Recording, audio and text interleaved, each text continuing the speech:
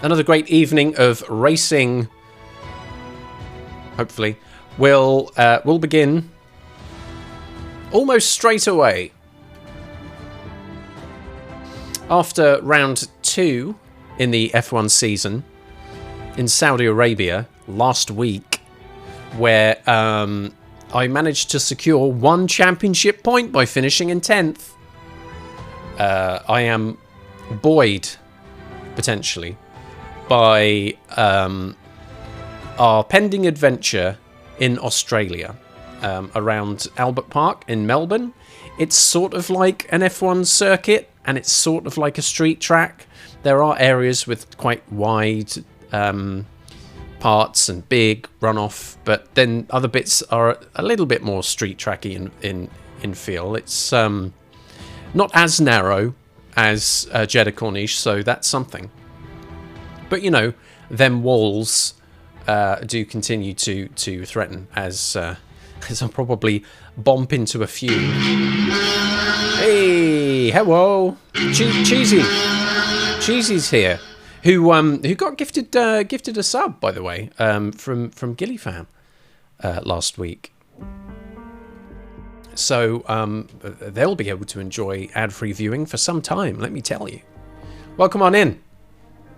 How's it going?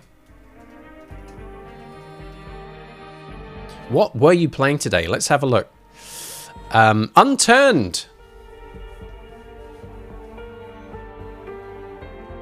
So, playing Unturned, does that mean there's a whole bunch of things on the screen and your challenge is to not touch them? To leave them alone? Don't pick it up and turn it over. Whoa! Game over. Is that it? I hope you had fun though. I'm gonna have a slurp of tea and then gaming, as I will be zombie survival. Okay.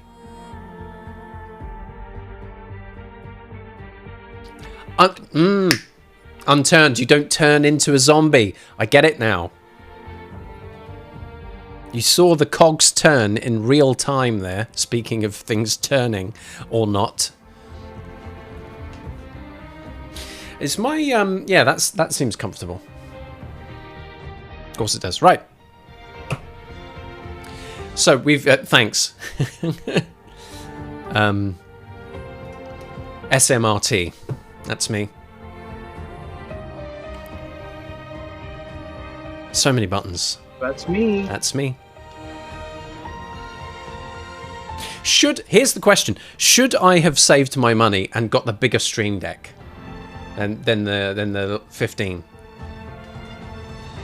Some days I feel like I should have, because now I've buried everything in menu upon menu. Is that enough of the intro? I don't know. Maybe it is. Maybe it isn't. We'll see. Formula 122 career mode.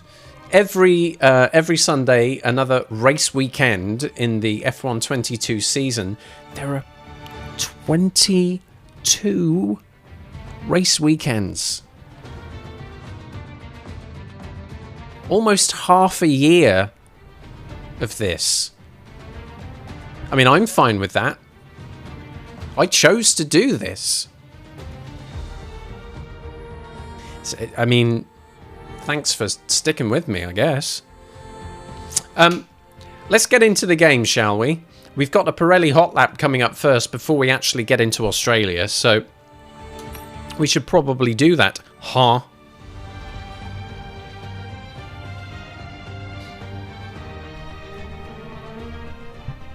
I love that dramatic music in the background. Makes me feel more important than I really am. So, here we go. I don't know about drifting. I just don't think I have them skills. Like, I'm not sure, actually, I would have zombie survival skills either. Cheesy does. The dairy industry's favourite femboy. So, I'm going to go for average speed zone again, I guess. This will be before the main event of the F1 weekend. This is something that we did last weekend in Saudi Arabia as well, where there is the opportunity to win up to an extra 1,000 driver acclaim points. That means something. When you see the little acclaim bar move as slow as it does, and it doesn't actually tell you how many numbers that is, it all feels very obfuscated and confusing.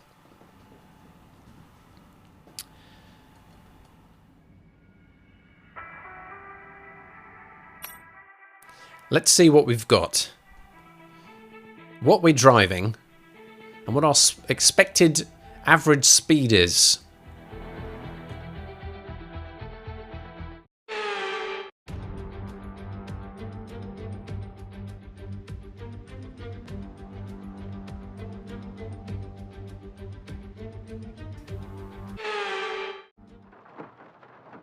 It's raining!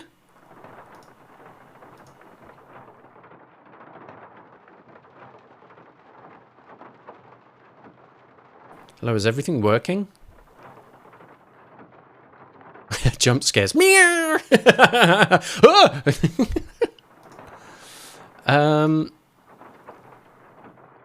My feature chat is farting all over the place today. Why is that? There it is. Jeez Louise. Skipping his speedos, apparently.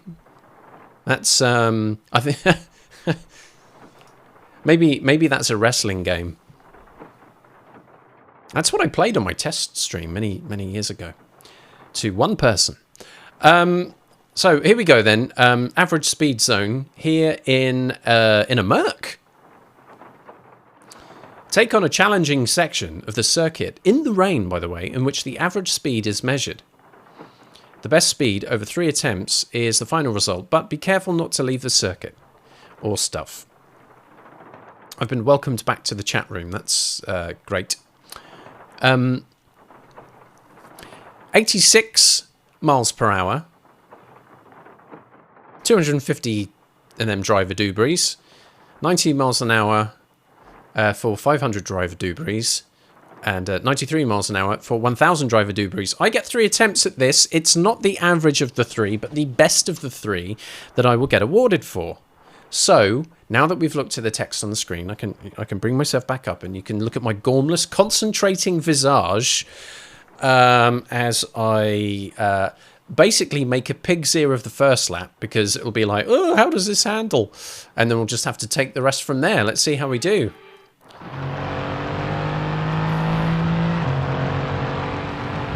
So we'll be doing the left-right flick here.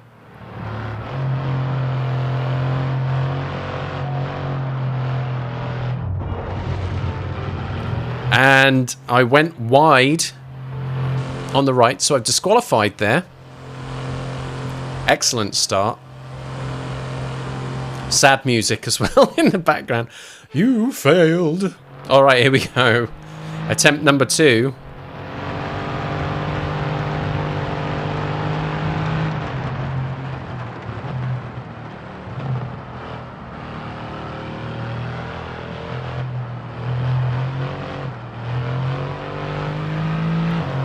All right, 90 miles an hour.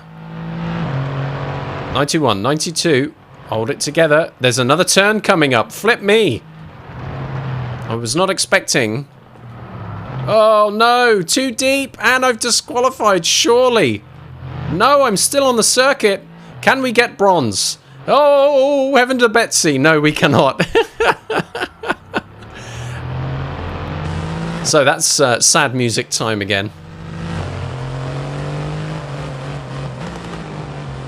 Why does it have to be raining, though? Why isn't the gold speed 69 miles an hour? Because that's too slow. Do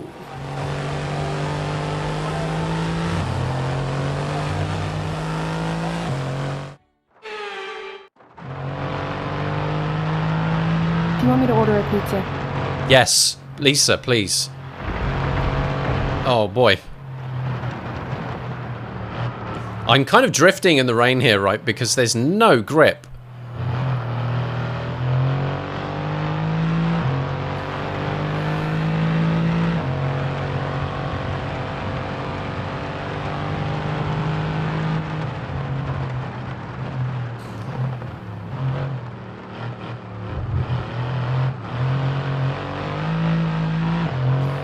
Oh no, come on, come on.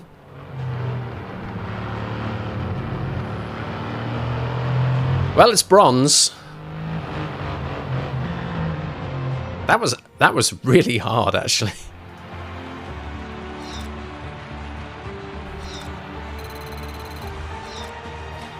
Do we move into tier 15? Oh, lovely. I've unlocked a pointless cosmetic.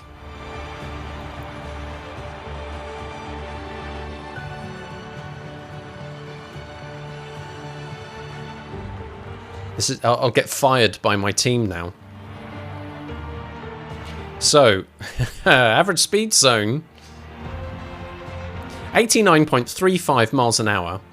So, a bronze that was so close to being a silver. Thank flip that's over, though. Team headquarters, here we go. Glad that's done. Retry, says Cheesy. Ah, meh. Onward.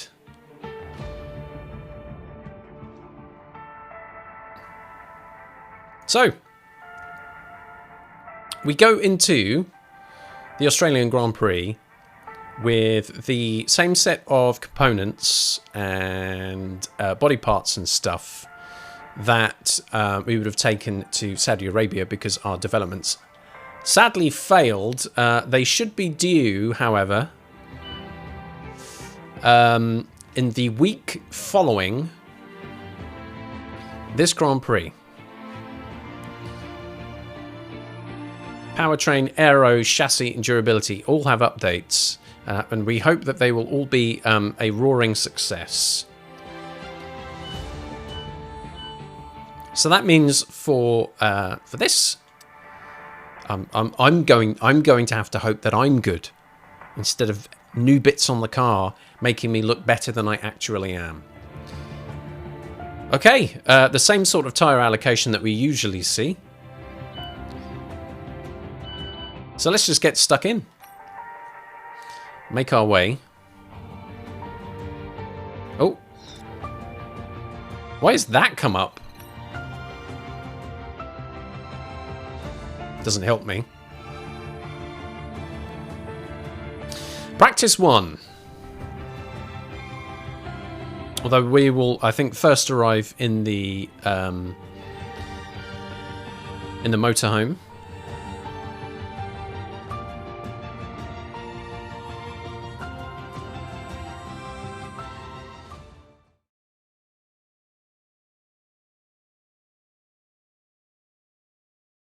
All that loading, and then some more loading.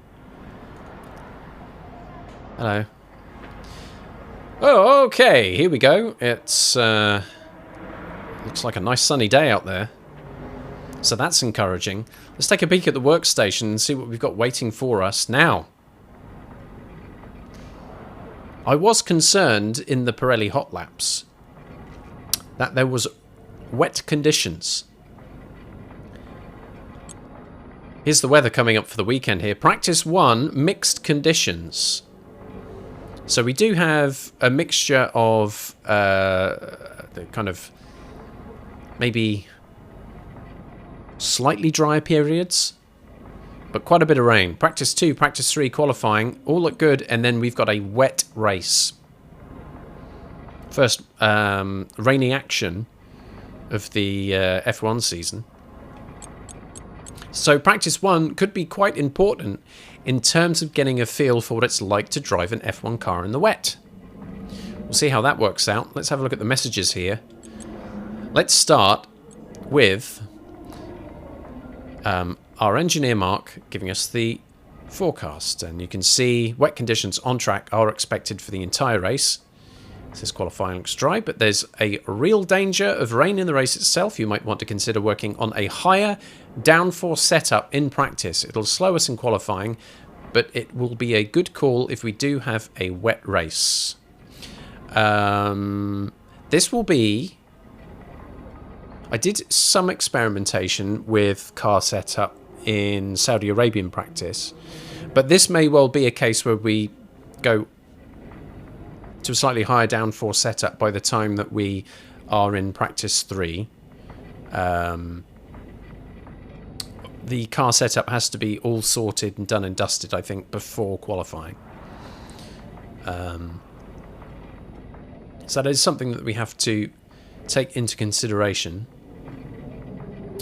Okay, so this is the email about the parts failures that have already happened, not the ones that we're expecting. So TLDR here, we had a major problem in production. All the parts due for this weekend in Australia have failed. And a preview that tells us nothing. That's right. The rivalry with Alfa Romeo's Valtteri Bottas starts today. So I'll be looking to outperform him, if at all possible. And before we get into practice 1, let's just take a look over all of our components here. 33% on the ICE, 19 on the MGUK, 33 on the MGUH. Interesting how the MGUK doesn't wear quite as much as the other bits. Energy store looks good. Turbocharger 33, so everything seems to be sort of wearing at a similar rate. Control electronics, we only get 2 of those in a season. But the gearbox might be something that I have to keep an eye on when it comes to qualifying. We may well be finding ourselves in the position either this weekend or the next race weekend that gearbox 1 ends up becoming a practice gearbox, and that gets used exclusively through practice sessions, so the other gearboxes can be held back for qualifying in the race, by and large. Anyway, that's I think that's enough of kind of thinking about disasters to come. Let's handle the disaster that could well be a wet practice 1. Oh boy. And of course we'll be going to track. None of this cheating. Be learning the track and getting the resource points.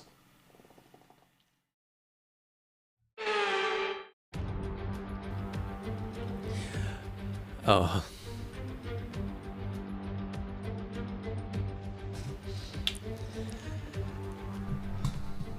There'll be BTs out.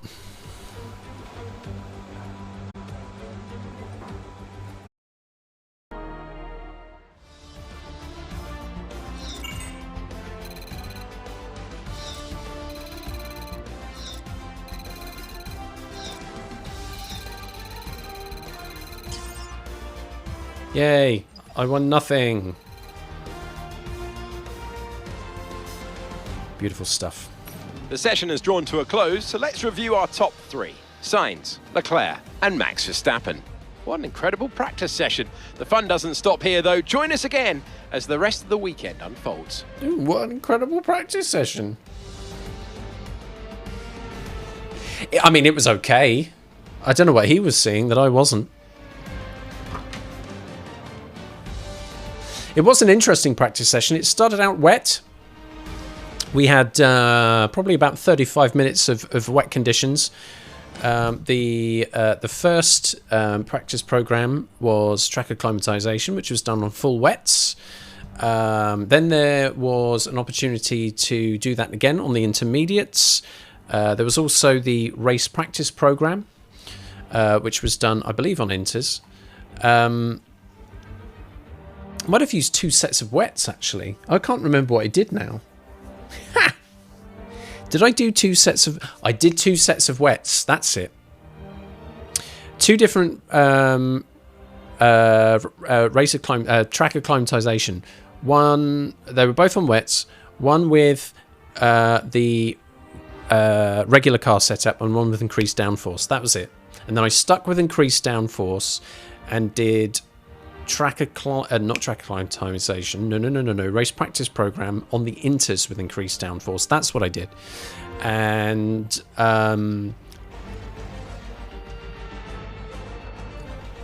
there are some places on that circuit that I really was struggling with in the wet, and I was losing time there. Towards the end of the session, it had dried up, and I didn't go out there on a program. I just did a few laps on the medium tyre, a lot faster than I was on the inters. However, there were a lot of other cars faster than than me. As you can see, at one point I was 5th fastest. At the end of practice 1, however, I end up 12th fastest. And I think what worries me here, am I the slowest of the dry tyre crew? Yes. So that's not all that comforting to me. Looking at Sergio Perez on a 1:28.7 on the inters, and I'm only 2.5 seconds faster than that. You know, who else is running on? Here we go. Rivalry. Valtteri Bottas is my current rival, who is on a 1:25.6. My teammate, did he put in a time on dries? He didn't. He didn't. What is he at? Maybe he just had enough. We had some cars go out there, though, setting some fast times on drier tyres. Now, softs, okay, fair enough, I understand it. I think the next couple of practice sessions will not be particularly helpful in terms of race conditions, because we're expecting a wet race. But dry practice sessions are probably going to be good in terms of getting comfortable with the circuit, number one. Just kind of smoothing off some of the turns I've been struggling with. But also preparation for qualifying. And that hot lap, that one-shot qualifying. Because qualifying will be in dry conditions, so trying to get the fastest possible time will definitely be something I'll need to focus on, either in practice 2 or practice 3. But practice 1 is done. And so it's back to the motorhome.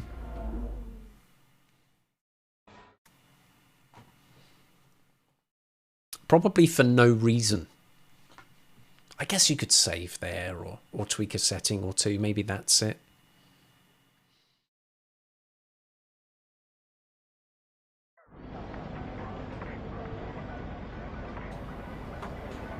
No messages. It's Lewis over there. You not got your nose stud in today, Lewis? Oh, no, I see it. There it is. Okay. Just checking. He's got the tunes on.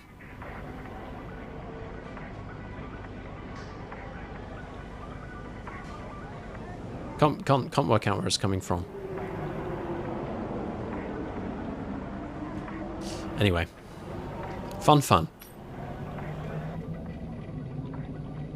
Nothing else for us to do here. Let's just quickly check on where we've gone from 33 to 38%.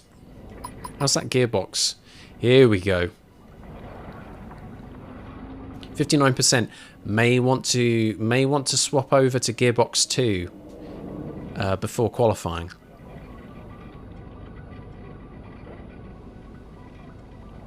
May want to think about that. This is the first component that's starting to wear. It's not quite as green as the others anymore.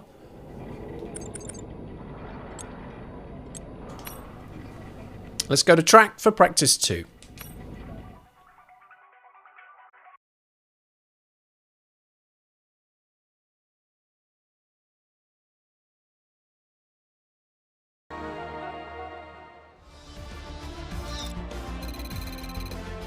It's time to remind ourselves of our top 3, who are Sainz, Perez and Lewis Hamilton. And if today's practice session is anything to go by, we're in for an exceptional weekend of Formula One.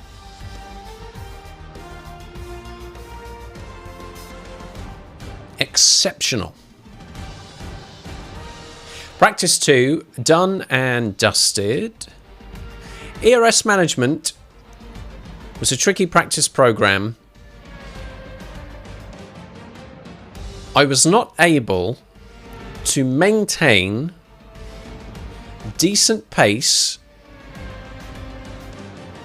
and decent management of the ERS. I could do one or the other, right? So I could either go fast and burn through the battery, or I could keep an eye on deployment but end up being too slow. So that didn't work out too well in practice 2. That was running on the medium tyres. And I was setting like laps that were putting me kind of in the lower half of the top 10. So I decided to put on a set of softs and just go out there and do a couple of fast ones. Ended up third fastest in the end. For a while, Lewis was running around on mediums and not looking particularly threatening. But then just on his last little run around the circuit, he managed to pip me by 0.02 of a second. And he ended up being third fastest. So Carlos Sainz, Sergio Perez, Lewis Hamilton, and Skip, your top 4, all on the soft tyres. Daniel Ricciardo and Zhou Guan Yu, 5th and 6th fastest. Max still pootling around on the mediums. And my current rival is Valtteri Bottas, 8th fastest, a 1:22.8 versus Skip's 1:22.5.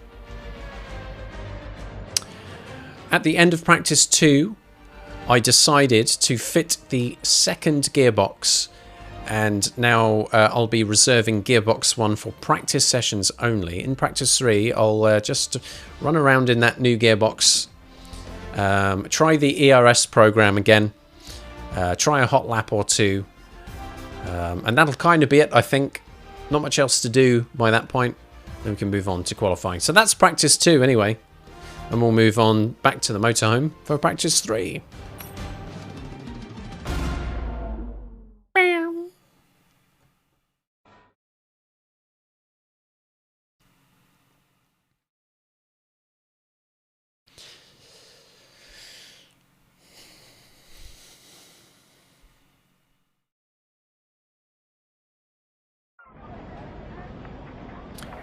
So, the Australian Grand Prix race weekend has progressed from Friday to Saturday. Practice 3 and qualifying are Saturday's action.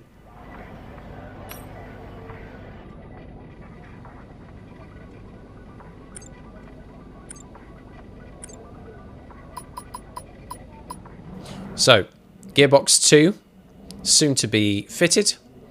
Everything else good. Not much else for us to worry about here, quite frankly. Let's get stuck in to 3. Go to track, please.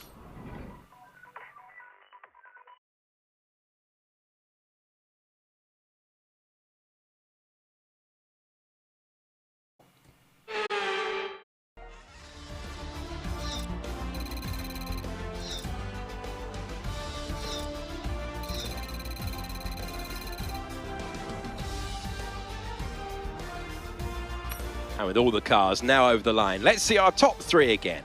Leclerc, Ocon, and Lando Norris. And that's it. Practice is officially over. Until next time, goodbye. Goodbye! Practice 3 in the bag. So very surprised, actually, to see Esteban Ocon second fastest. Some 3/10 behind the Ferrari of Charles Leclerc. That's not quite like real life.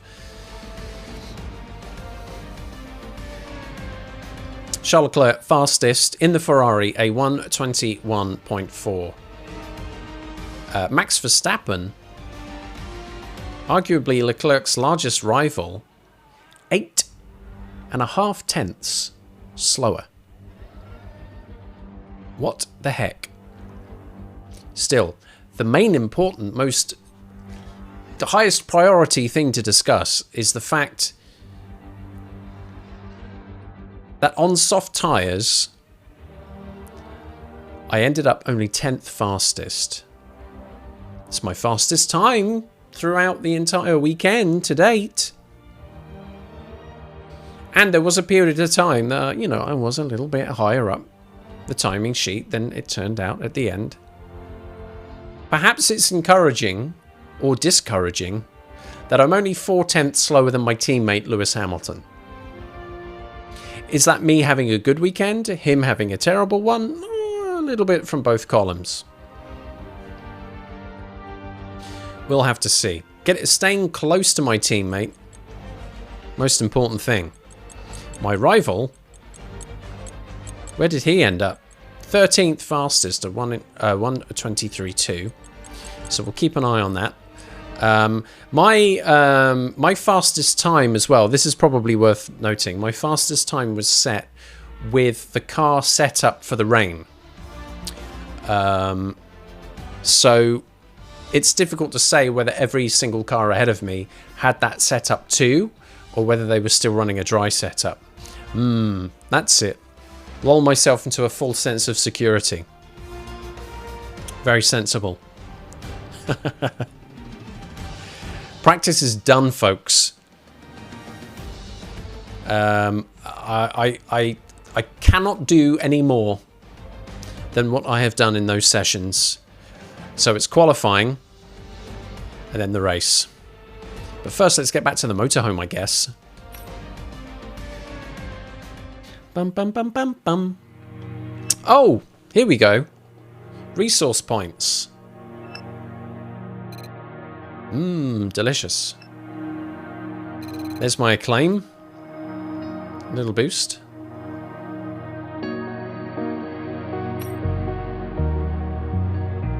Oh, is that everything? I guess that's everything.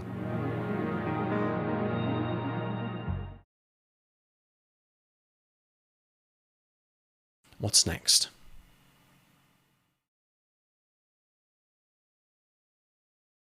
Back to the motorhome. Yes. Back to the motorhome. Here we go. First time chatter. Udders of justice.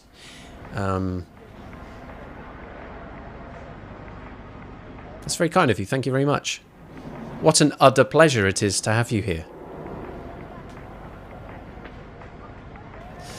Oh, here we go.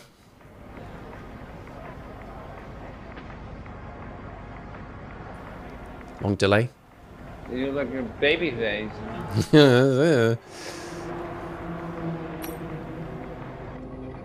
Let's go take a look at the messages. What have we got? It's my manager. With no face. Do your best out there today. We really want you to secure a good spot on the grid. Remember though, Lewis is the main target. Yes, I know. Here's my engineer, Mark. With the weekend preview. Email attachment. So exciting. There are a few tricky spots on the circuit here. I know. In particular, be careful at turn 5. The curbs are high. And if you take too much, you'll spin right off the track. Keep in mind, it's a slow speed limit in the pit lane. More so than a lot of other circuits, so take care not to exceed it, as you'll be flat out on the entry. Finally, don't cut. Turn 10 too much. That's the fast right at the high-speed chicane. Waiting. Don't worry about it. Don't worry about it.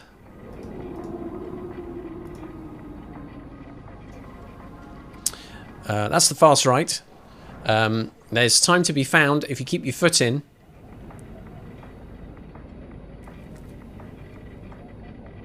But first, it's easy to unsettle the car, and second, it's easy to get a penalty. Fair enough. Kef, it's your brother who watches. Hey, it's a family affair. USA, USA. Okay, so ICE is now at 44, as is the MGU-H, the turbocharger as well. Control electronics are fine. Car is largely okay. We're running on the second gearbox. That's all good. It's time for qualifying. There's nothing else for us to look at here, is there?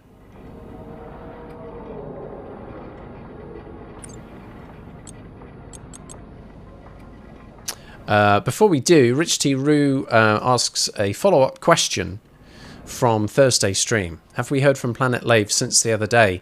Do you know what? We haven't. No. Maybe there was a battle over the parking space which sent both him and his rival to hospital, and they don't have good internet there. Planet Lave, if you're out there, send us a message. Let's go to qualifying.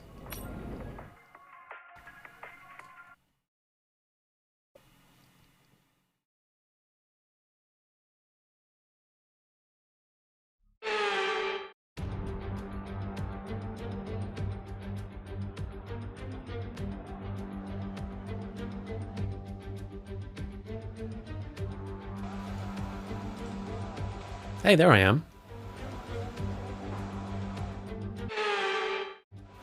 Just asking a question about how to work my emails.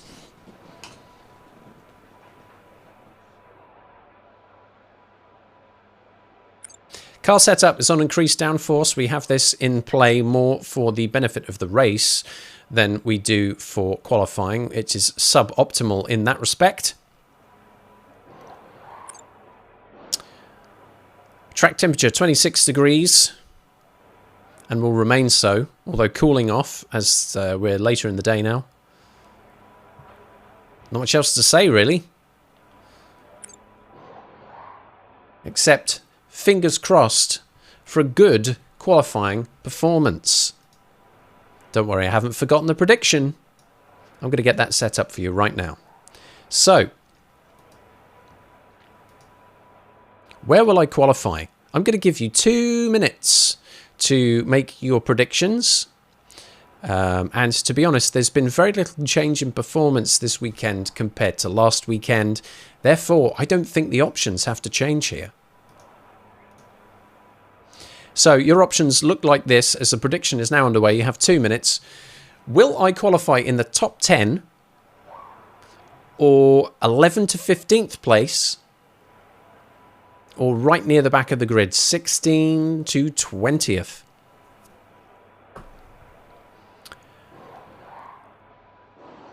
Place down them engagements.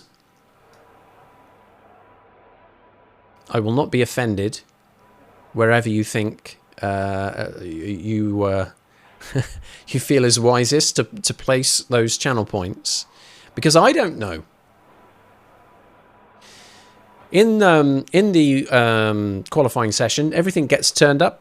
Engine, fuel mix, all of that gets turned up. We're on the highest possible setting for the ERS. We will go faster than we do when we're really pushing it in practice.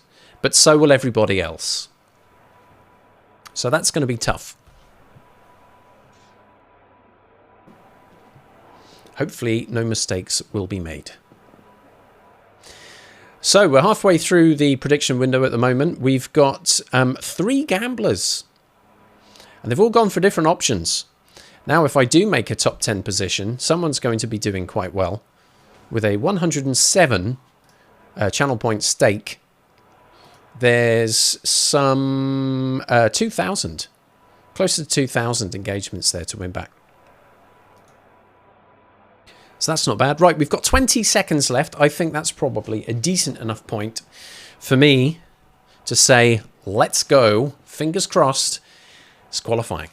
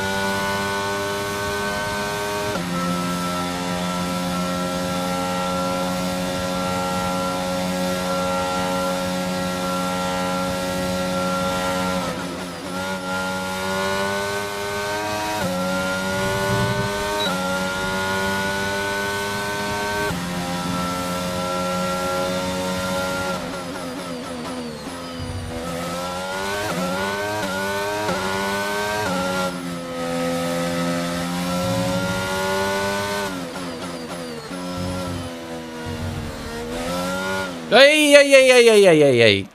That looked bad. Are you alright? Let me know you're okay.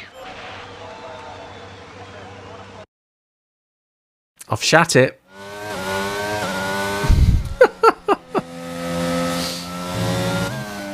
Where do I want to pick that up? Here.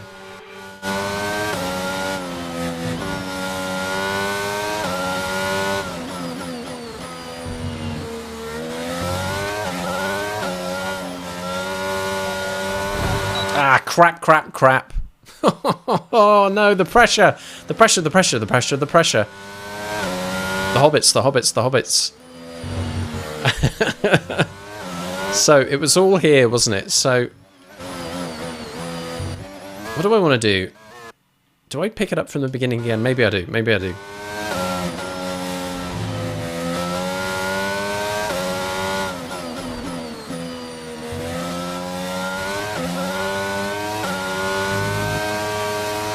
No, I'm pushing too hard on exit.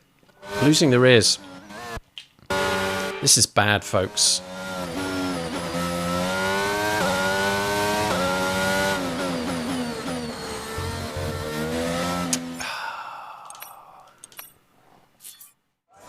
Much better if I just do it clean. Much better if I do it clean.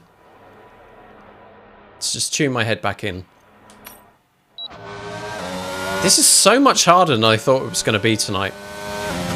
Okay, here we go.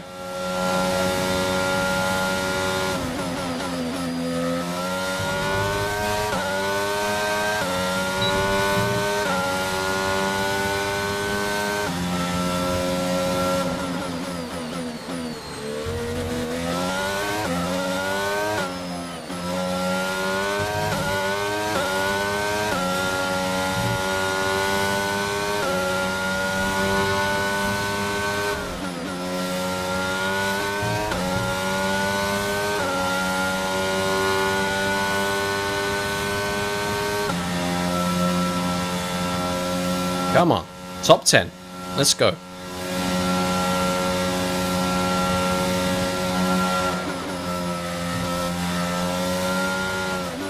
Ah! Pants on fire!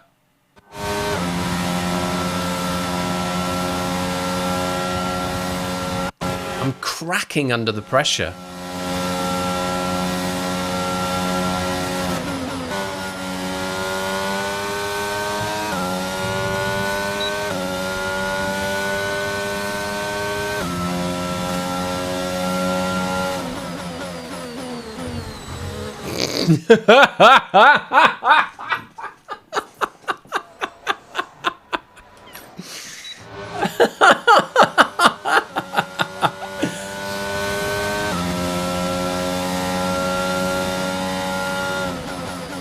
All right, come on. Head in the game.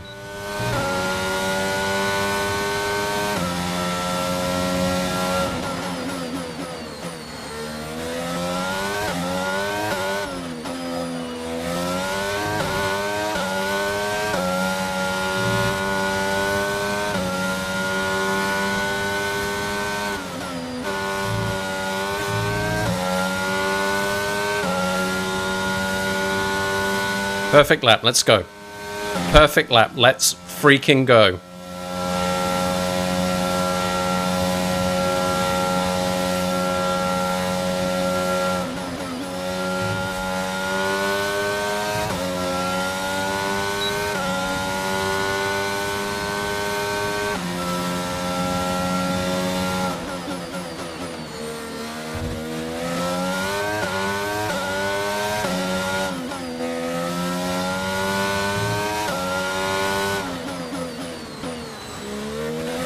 I don't believe it.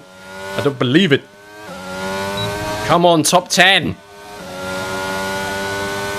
Top 10, top 10, top 10, top 10.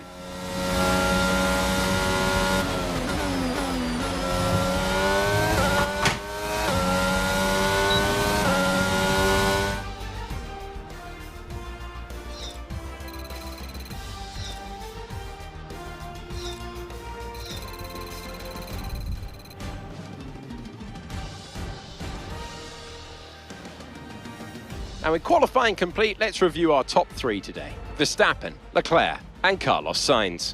With qualifying complete, all that remains is the main event.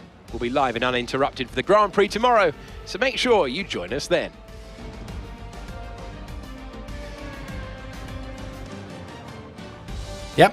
Yep, that happens a lot, doesn't it? Just kind of totally in the zone, and I'm going rocking around in my chair, the head's moving around, the whole thing.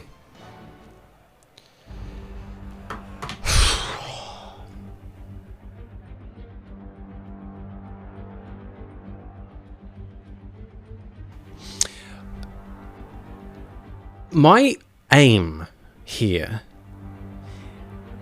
is to try and get through as much of an evening of F1 as possible without replaying stuff.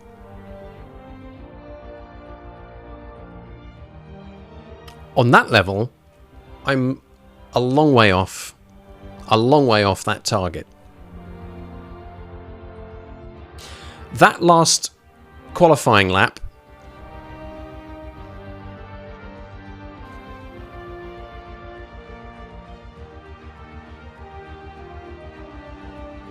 nothing interfering with that at all, just totally in the zone. Sector 2, and probably the beginning of Sector 3, where like outside of the start-finish straight, that's where your high-speed stuff is. I noticed I was losing time there. Very grateful, very thankful that I could just about hold on to a top 10 qualifying spot.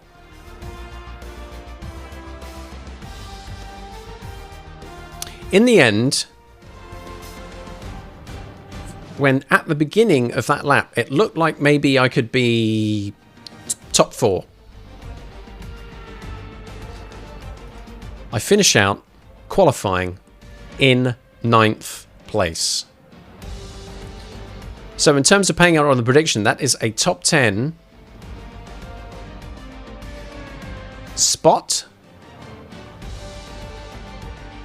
And our winner, Tenacious Lima, who wins 2,044 engagements back. Congratulations. McLadster, 1,500 down for 11 to 15th. It was actually quite a realistic outcome, I think. And Rich T. Rue there. 437 engagements. Flush down the bog. Another opportunity to place your bets will be coming up pretty shortly as we get into the race. Max Verstappen, a 119.944. Half a tenth faster than Charles Leclerc. That is a very close top 2. Carlos Sainz in 3rd. Close enough. Another tenth of a second behind. Then Sergio Perez, massive gap there to 4th. My teammate Lewis Hamilton, a 120.4, so 6 tenths faster than me. So between myself and my teammate, there's Fernando Alonso and the 2 McLarens.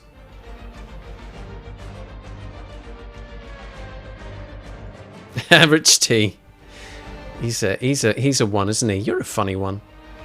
Lost a further 960 by trying to distract me with noises. Anyway, a 121.0 I will take. It's faster than 11 other cars, basically. That's the best performance I've had. But now, folks, we advance back to the motorhome and then into the race.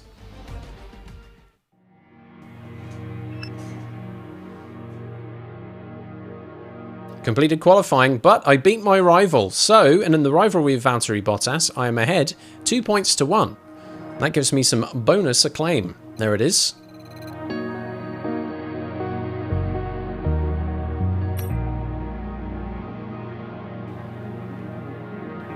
Bone arse.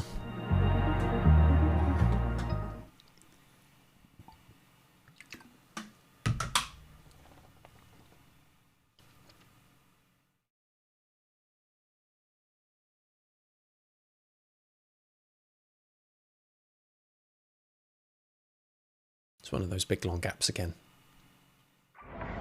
Hey! Here we go then. And there's some more messages in the workstation. Let's go check that out. It is the pre-race briefing from my engineer, Mark Priestley. And you can see there will be wet conditions on track. Time to put all that preparation into good use, okay? His favourite word. Mind your front wing into turn 1. It's called carbon fibre because you're supposed to keep it on the car, not smash it all over the circuit. He's a funny one. He put a little winky face there in his email as well. Such a card. As always, I'll be feeding you information as the race goes on, and if there's anything specific you want to know, just hit that radio button and ask.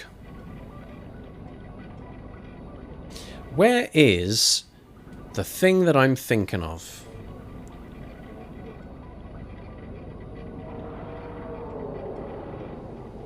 Where is it? Where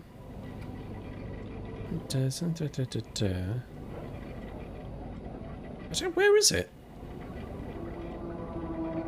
Do you know what? I don't know where it is. Maybe... No, it's in here somewhere. Surely it's in here somewhere.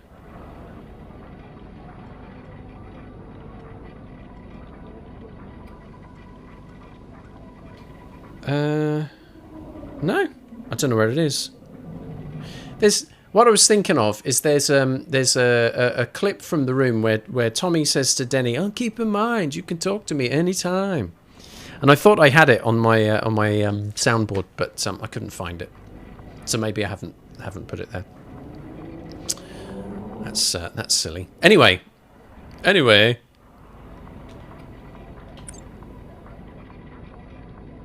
Practice done.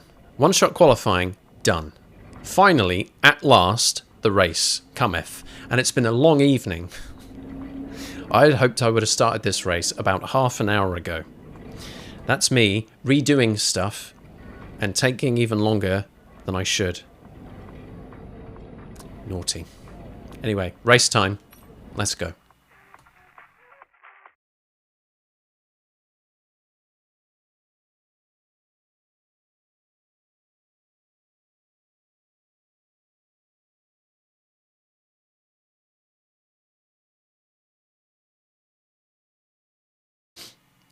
Yep. Mm-hmm.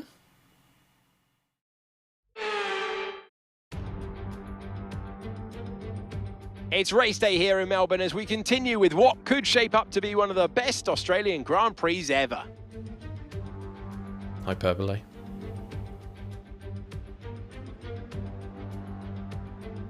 Wet. We're a stone's throw from the enormous Port Phillip Bay for today's race at the 3.28-mile Albert Park circuit. It's a bumpy racing surface here, and the 14 corners could prove especially difficult in the wet conditions. So watch out for a safety car at some point during this Grand Prix.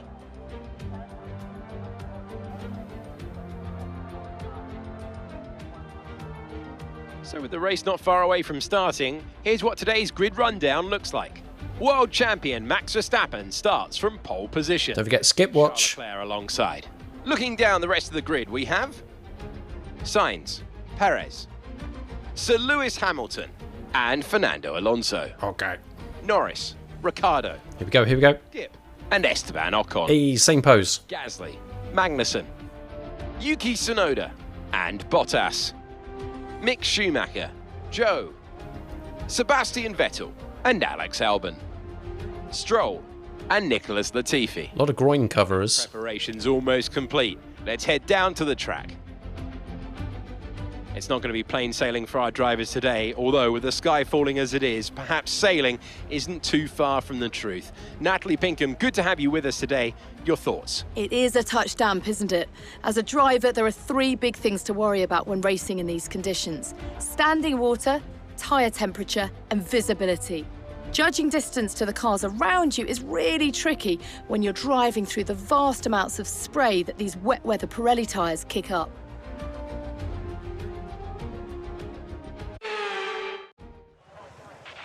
After the points finished last race, let's aim to keep that momentum going. Boy, I hope so. I really hope so. Eye contact time! Eee, who we got? Just you over here. Are you going to look at me? I'm looking at you. You going to look at me?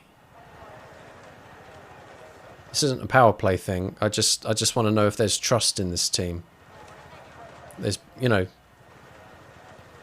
comradeship, brotherhood,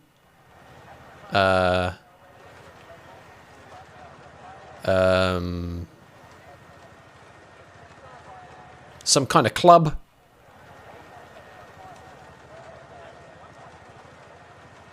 I think he knows I'm trying, and he's not playing that game. Race strategy.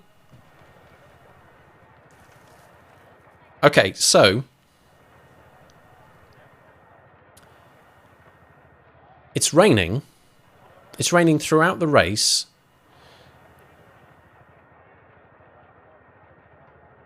Why are there dry tyres? What's that all about?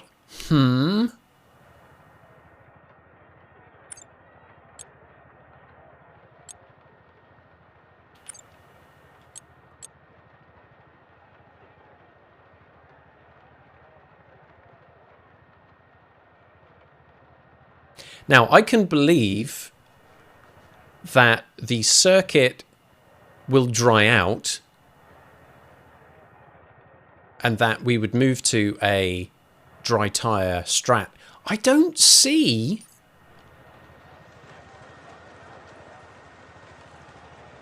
this being a dry tyre start, so I'm kind of confused by that.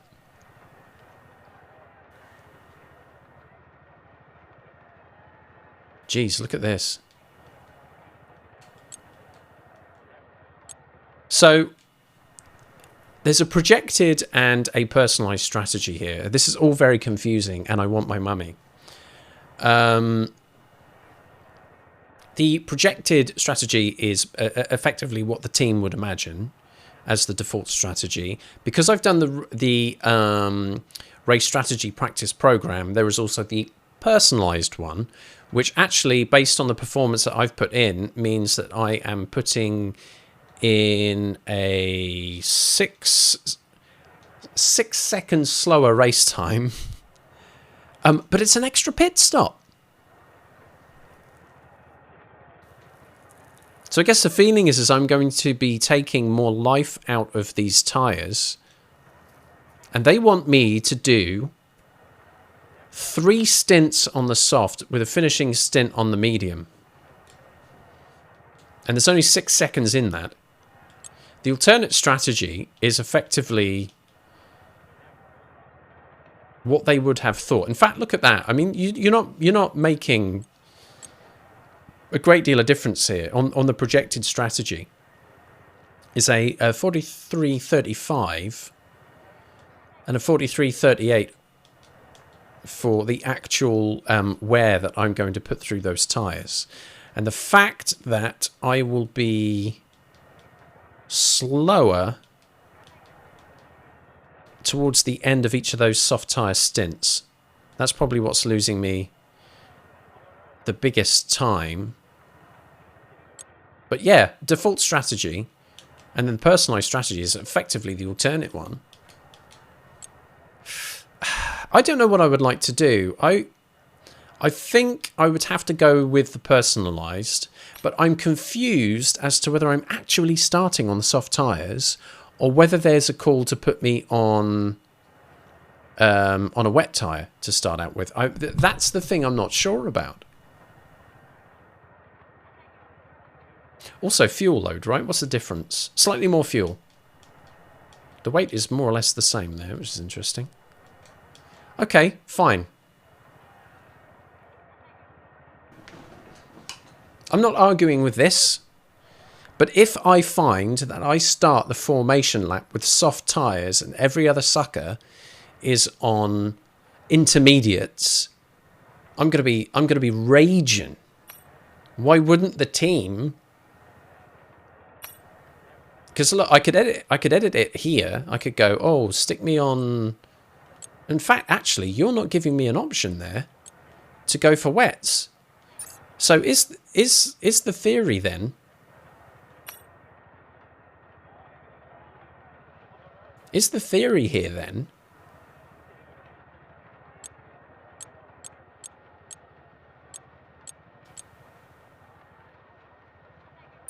that we're going to be starting on dry tyres?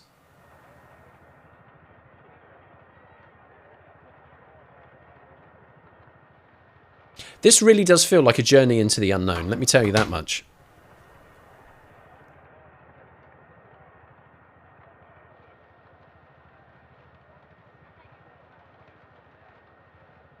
What is going on at all?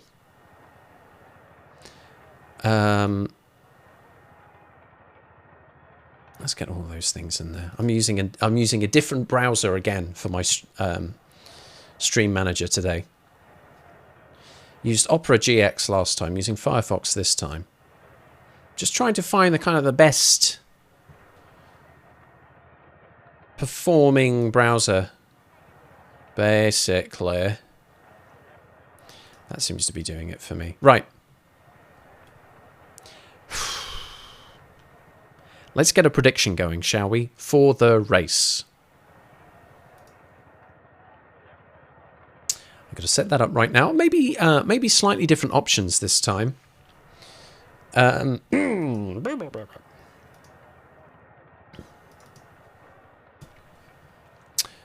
Yes, I think so. Still 3 options. Still 3 options. So, wet conditions. 3 pit stops. 4 stints. 3 pit stops.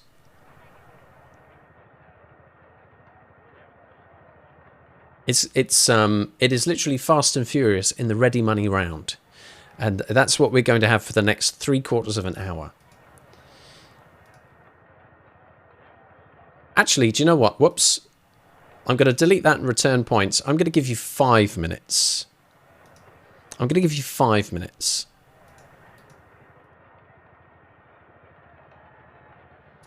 There I was clicking, okay, let's go. I thought, no. No. I'm going to give you 5, not 2.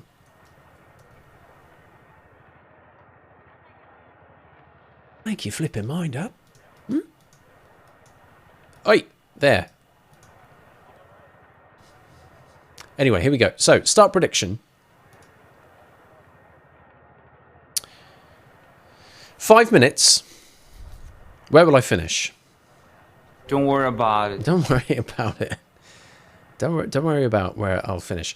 So, place your bets. I'm starting 9th. Will I finish in the top 8? Therefore, will I improve my position? Will I finish somewhere between 9th and 14th, either where I've started or, you know, a fair to middle in performance, or 15th to 20th? I have a nightmare. Those are your options.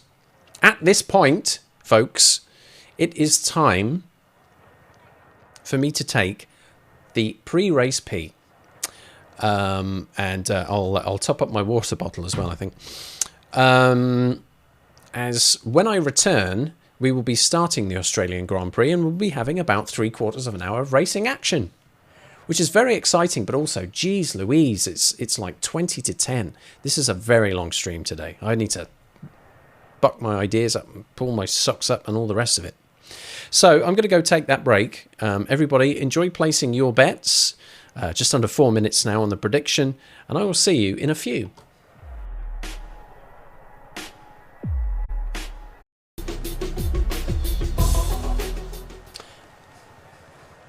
Back on that.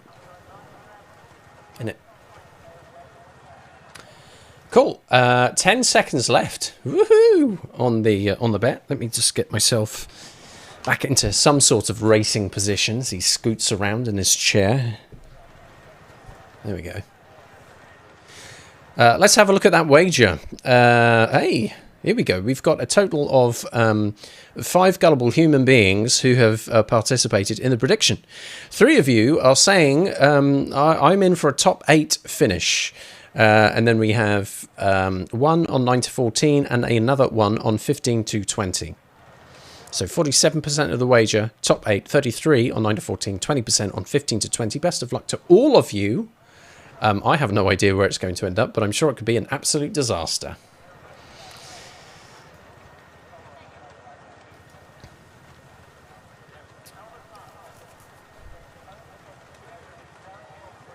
Christ almighty, it's late. Right. This is it, folks. 3/4 of an hour of racing action coming right up. But first, the formation lap. Thank God, because it'll give me an idea of what it's going to be like to pull away in the wet. Let's go. We are on dry tyres.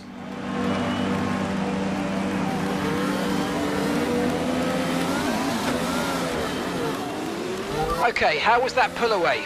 You'll have a bit more grip than that on the start, but we need to warm the tyres properly now. Make sure you get some heat into the brakes as well. Sure thing. So, it's quite light drizzle then.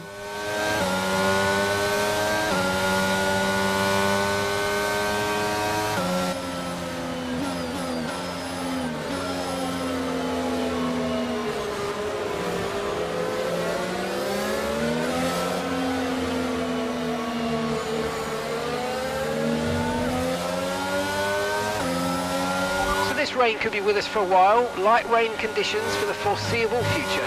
So, no going too crazy on the curbs, I think. But it might not take too long, a matter of laps, for there to be a dry line appearing. So maybe these soft tyres will be enough.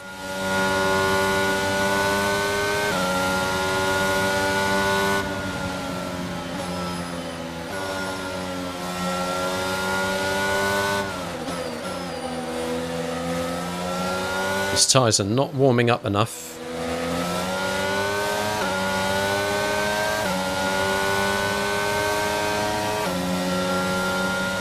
The rear tyres are okay, but the front tyres...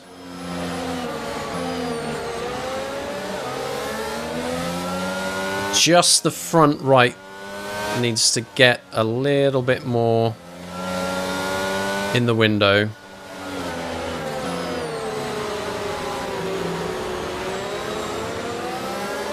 Uh-oh, parking.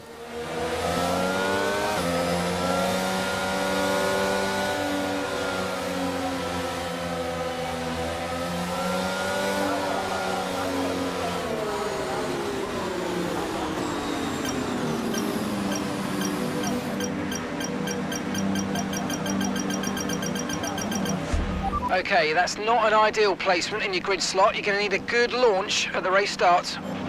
I was right there! Keep an eye on the lights. The start sequence will begin as soon as... Be ready with the clutch. Okay, here we go then, folks. Can I do a half-decent start?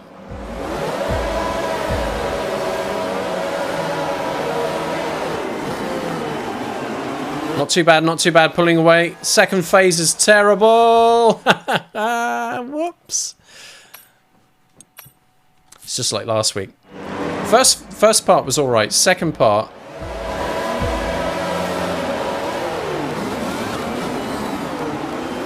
bad start, bad start, bad start, bad start.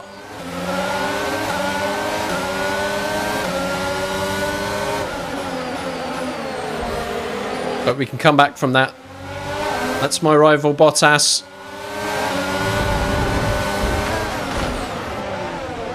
And someone crashed into me, so we'll start that again. Boy, I hope I'm in bed before midnight.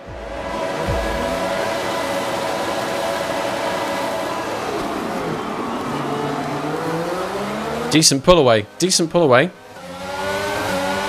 Might still lose a position into turn 1 here. God, I'm crowded.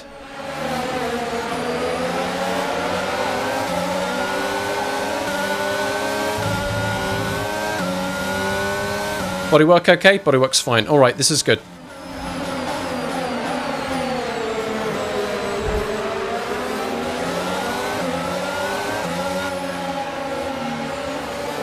Lost a couple of positions.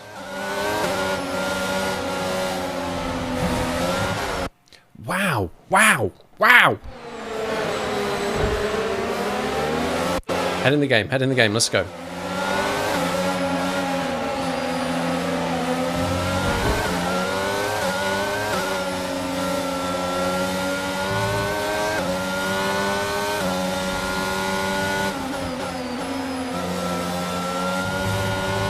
That start was okay, now stay alert for threats around you.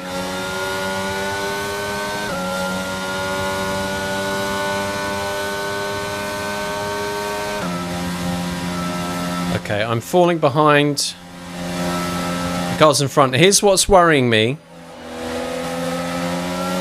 I now have a downforce setup.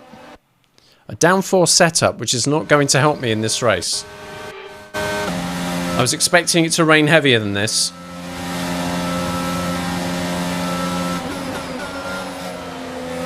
So, in terms of straight line speed, I'm going to get rinsed.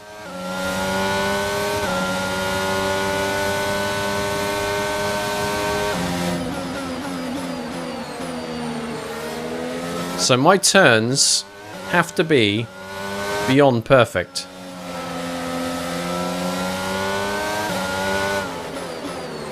So maybe I'm not feeling too great about that.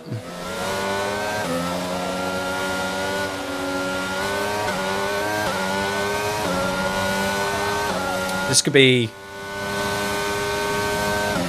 a soul-crushing race.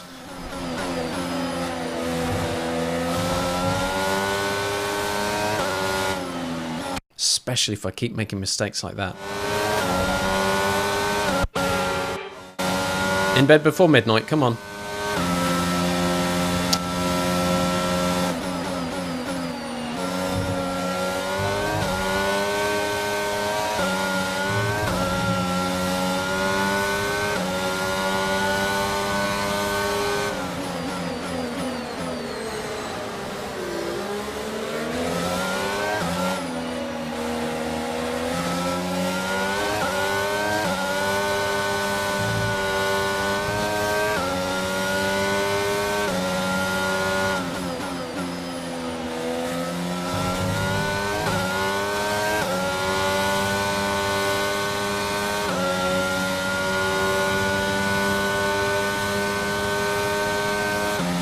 Not really closing the gap to Magnussen ahead here.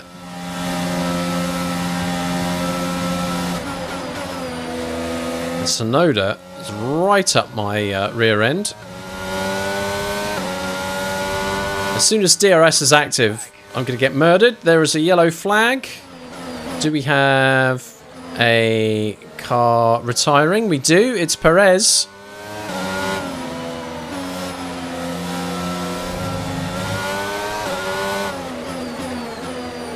Back to green flag conditions.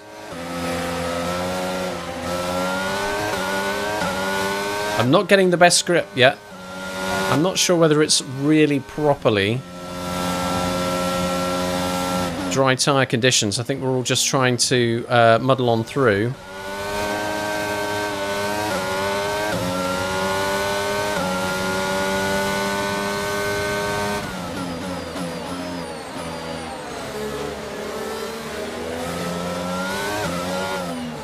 Grip is not great.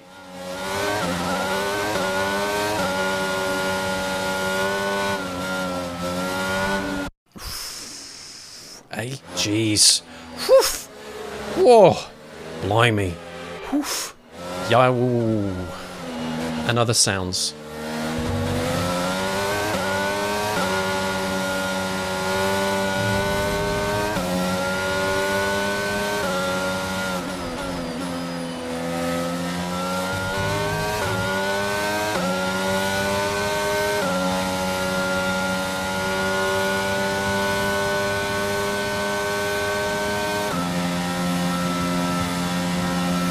I'm on the wrong downforce setup.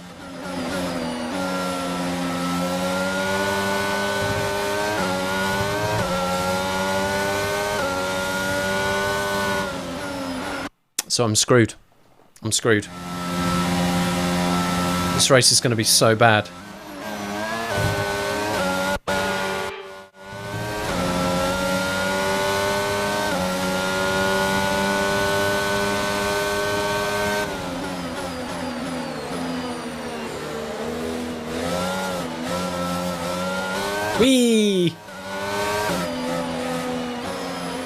Oh, Christ almighty on a bike.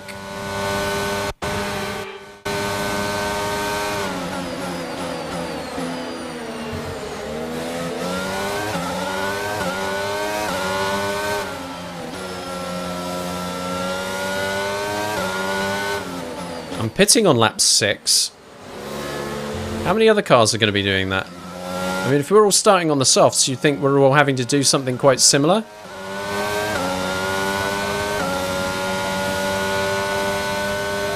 Okay, track conditions aren't improving. It's your choice as to whether you want to fit full wets next time you come in. Seems insane while everybody else is on softs.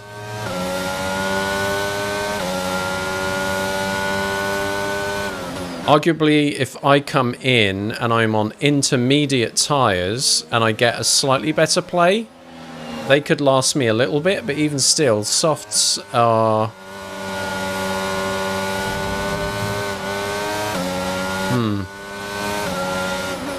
I want a bit more of a weather update, really.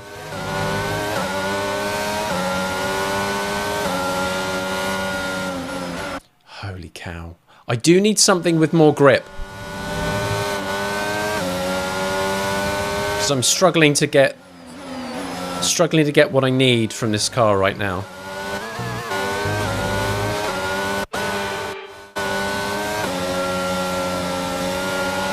Gonna get passed by Sonoda.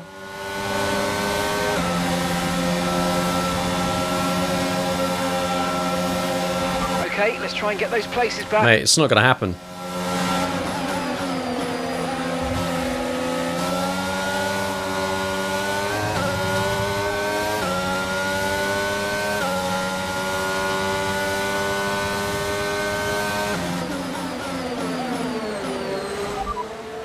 Weather report. Okay, so this light rain is going to be with us for a while now. Dries definitely seem like the fastest tyre at the moment. Completely different advice to what I just had on the radio there, by the way.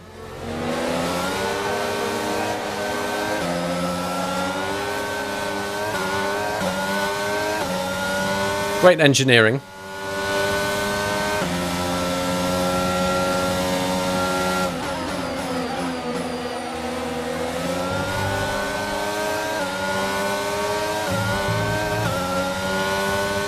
I'm just going to get swallowed up.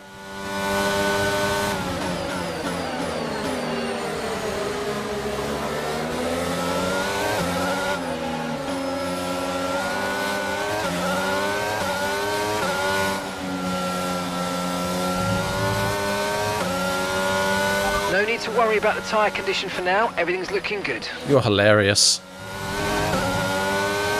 This guy.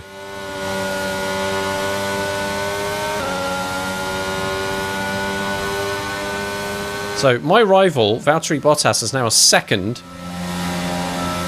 up the road on me in one lap.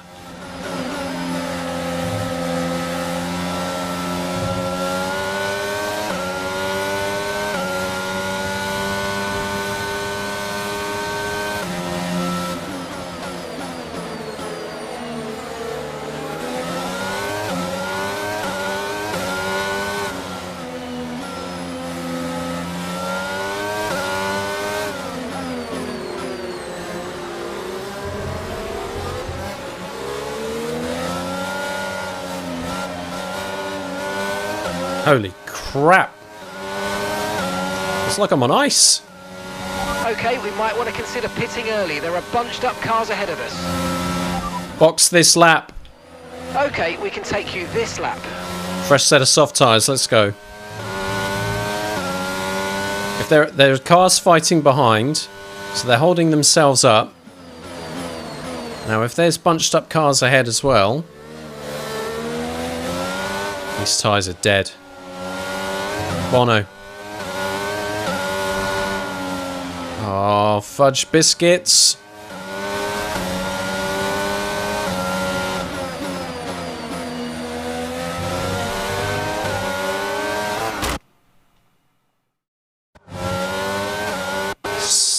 This is going to be a much longer evening than I wanted.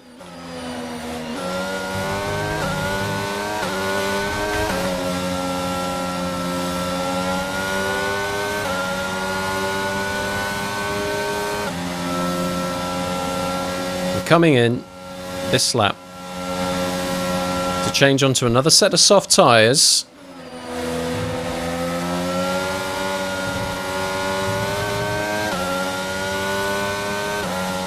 I've been assured by my engineer, who may have contradicted themselves, but still, that dry tyres are the way to go. So, dry tyres it is. We're coming in this lap to set on, to put on a fresh set of soft tyres. Absolutely murdered that corner, let me tell you. Jeez.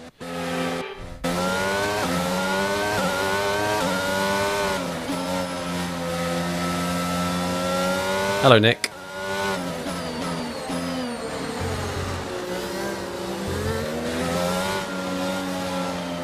Coming into the pits. Nice, well done.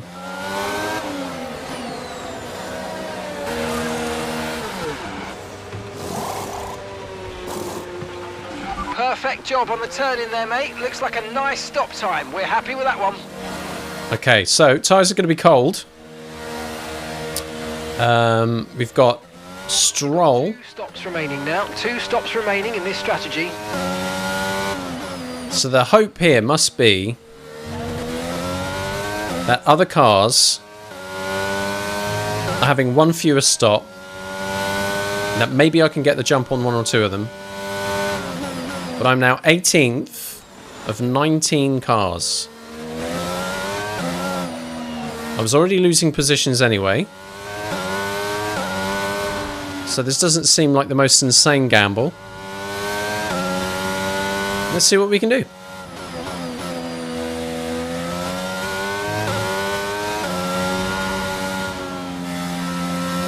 Lance Stroll is my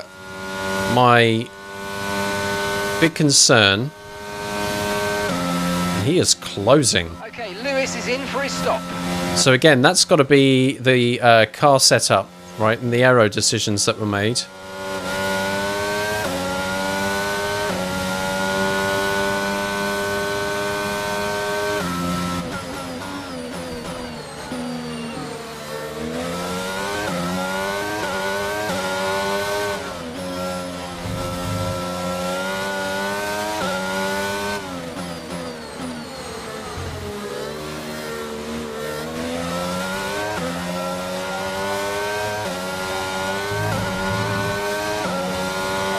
Right. Lance Stroll. Here comes some cars now out of the pits in a line. Moved up into P17. Keep it going. Wow, what a winner, huh?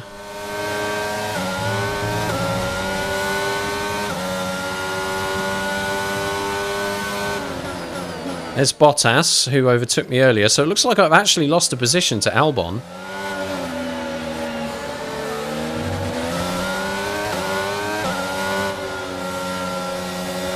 But can I even stay close to these cars, or are they just going to shoot off?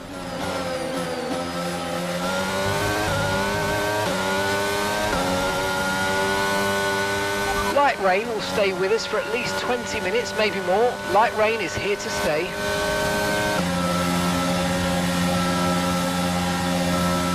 I don't have an answer. I don't have an answer to any of this. Okay, so the gap to the car behind is 2.7 seconds.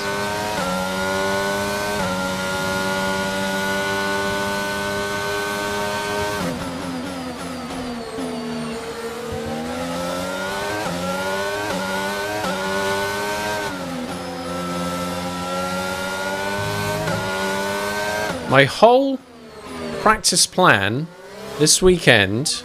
Okay, so the car behind's just come in. They're now on the soft tyre. Soft tyres on the car behind.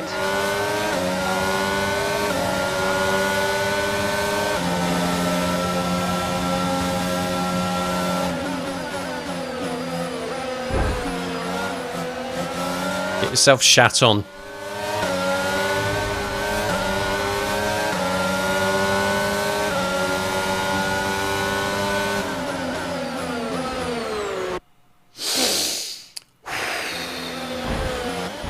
Look at that. I mean, in all fairness, I was trying something quite risky. That was never on, right? That was never on. So if I pick it up from here and just hit the brakes a bit more.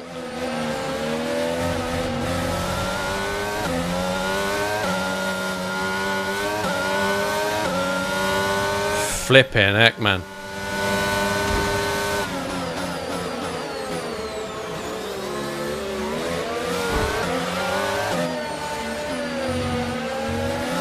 Try to stay with them. They might make a mistake and we could still regain the position. The only person making a mistake here is me, pal. Right, so that's Stroll and Vettel with positions lost.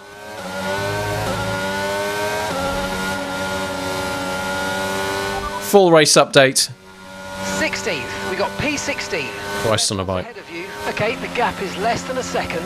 Look at the speed difference. Schumacher behind you now. Less than a second separates you. They're on fresh softs. Your pit window is going to open in 3 laps time. Pit window opens in 3 laps. 21 laps. We need to do something about my downforce.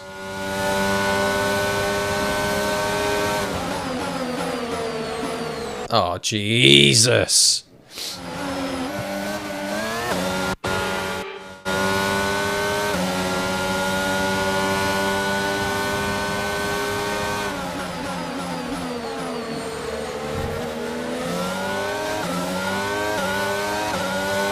Three turns of downforce off, I think.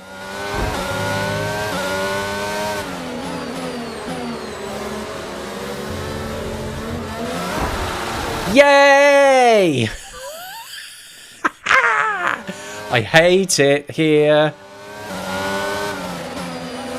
Yeah, so what I was saying earlier was about the practice, all of the practice programs, and the approach to practice was about preparing for a wet race, right? An actual, it's teaming it down with rain kind of a wet race, where I wouldn't be on dry tyres, I'd be on intermediates. Improving. It's your choice as to whether you want to fit full wets next time you come in. I'd be on intermediates or full wets. The whole field is on dry tyres, and this car is not set up for dry tyre racing. The gap behind us is 2.4 seconds. It flipping isn't, mate. Yay! This is the worst race I've ever had.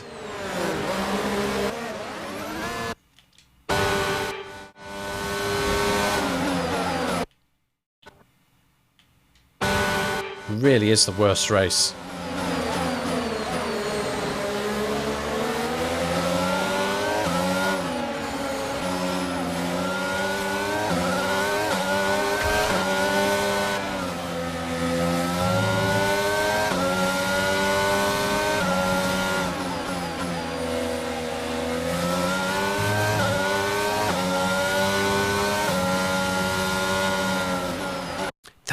There's just no grip, man.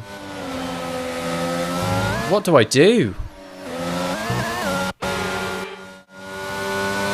You know, it's a fun little story. Friday night, I was playing some off-stream Dead by Daylight with pals, and I had one game before I was like, yeah, I'm calling it quits. I want to go to bed. It was a terrible game. I was playing very, very badly indeed. There's a new strategy available on the MFD.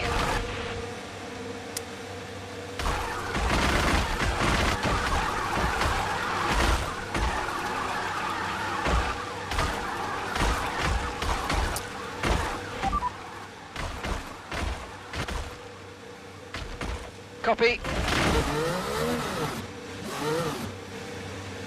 This race is done. I can't even get this spun around in the cool guy way. There we go. That's almost it. I don't know who hit me from behind there.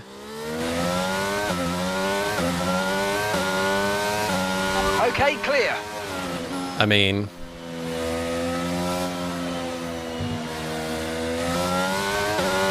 so Dead by Daylight. It was the last match, last trial before bed, and it hadn't gone well. I think we were up against the same killer that we were in the trial before, and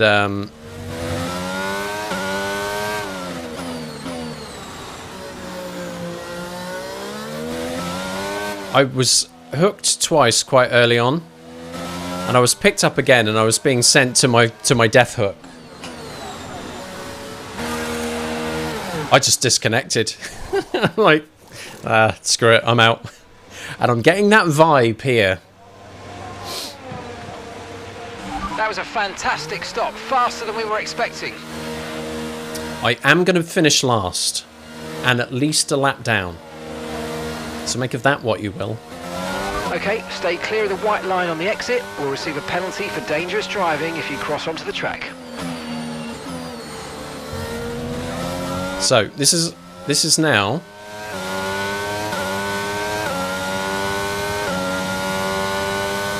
a Sunday drive. I'm not racing for position anymore. Everyone was overtaking me, so the setup was not great.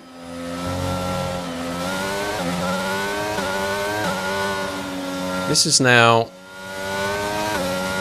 warming these tyres up, hoping they hold it up together.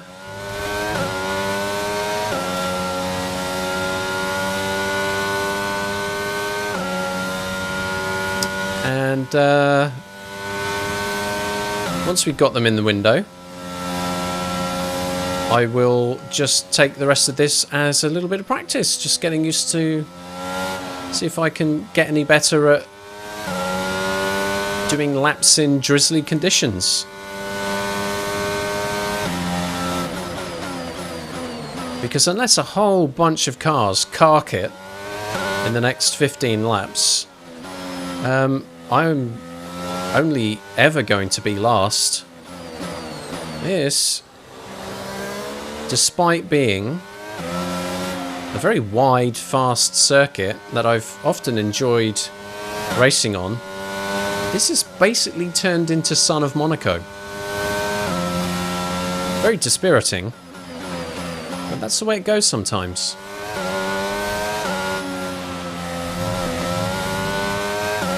Shades of Monaco, says Skiddy Fam, you're not wrong.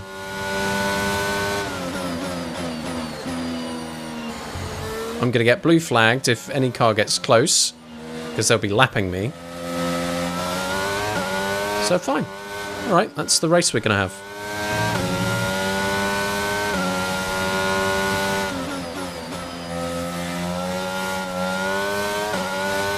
Stroll's in the pits. He's not going to be in there for a flipping minute though, is he?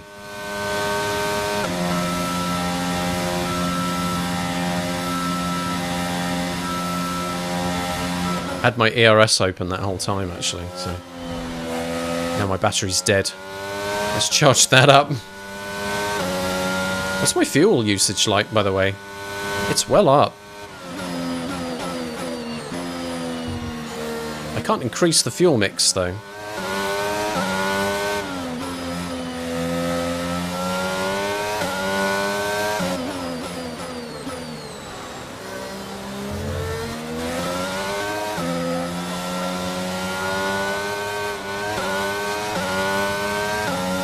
Tweak to the downforce might have actually helped a little bit. It feels a bit easier to steer.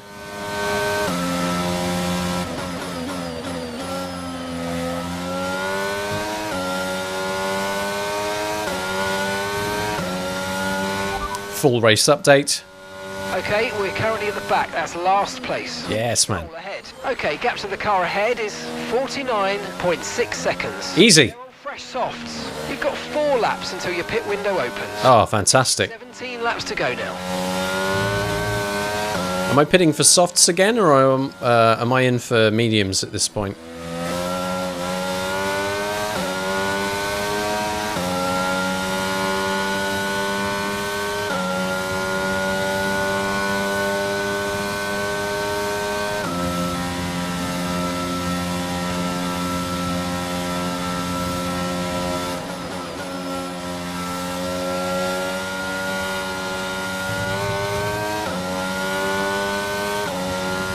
That change to the front wing downforce, that's made a difference. 20 minutes of light rain. That's the rest of this race, easy.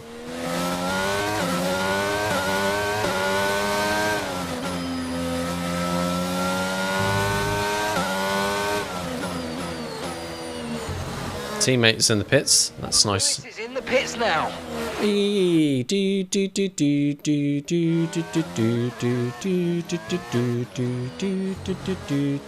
Where did I lose it? Yeah, there. So let's just go. Okay, Lewis is in for his stop. Give him my best.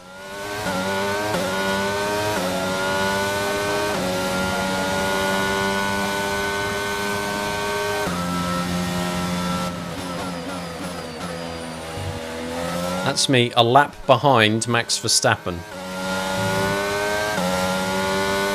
Let's pretend we're not for a minute. And that I'm doing really well.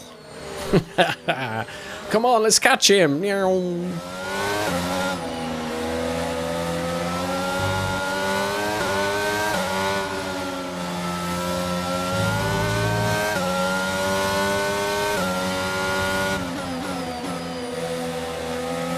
I'm getting blue flagged. Yep.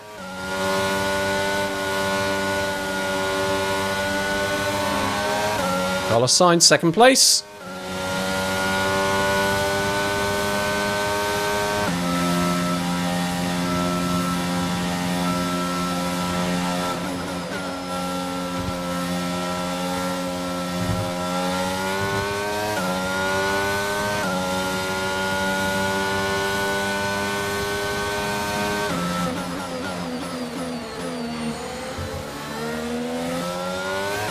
So the next stop will be pitting for medium tyres, and I guess that's to see me through the rest of the race. I hope that's the case. These tyres are giving out a little. Okay, track conditions aren't improving. It's your choice as to whether you want to fit full wets next time you come in. I'm wondering if I've got anything to lose.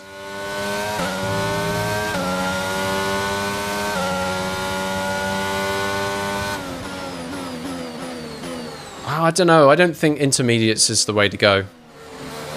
Even if I get more grip, it's going to be a slower tyre.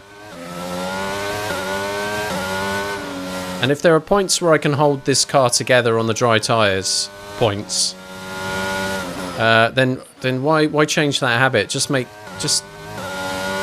this work as best as you can. This race will be over either way, sooner or later. We're 15 laps in of a 29 lap race.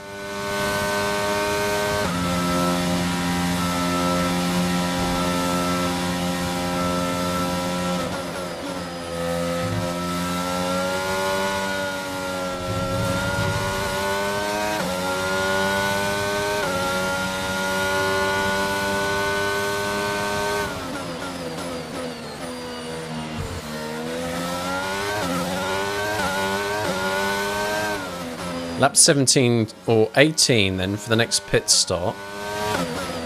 That'll be the final pit stop. The car ahead's coming to fit the mediums. Car ahead now running medium tyres.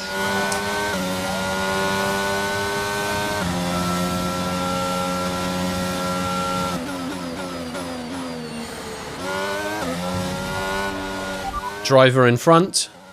It's Latifi ahead of you, and gap to the car in front is 48.5 seconds. Lol. Fresh mediums.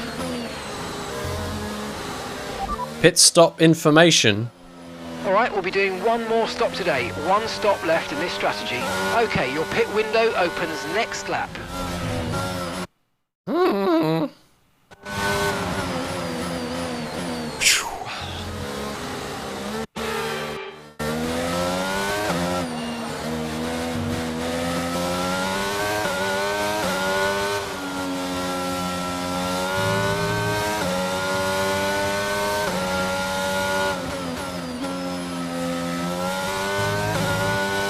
Activate red shells.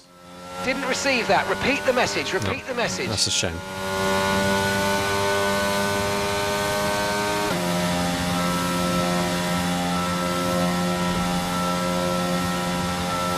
Okay, gap ahead is 42.9 seconds.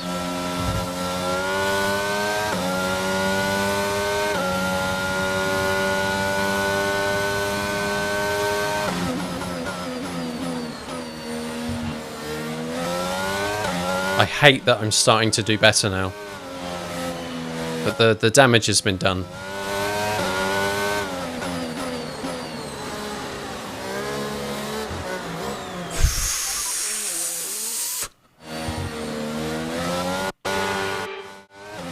We're not racing the car behind. Let them pass when you can. I'm not racing anybody, pal.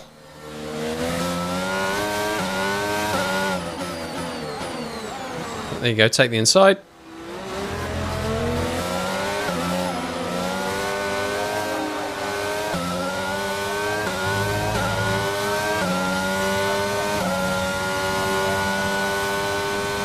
Okay, the pit window's open, so let's box this lap. Box this lap. Yeah, you got it.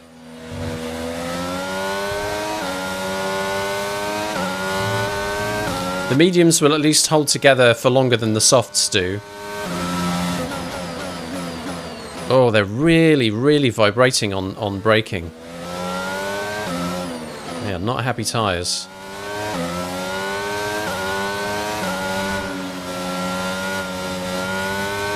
And they don't like the power being put down at this point either. Very temperamental. We've got blue flag again.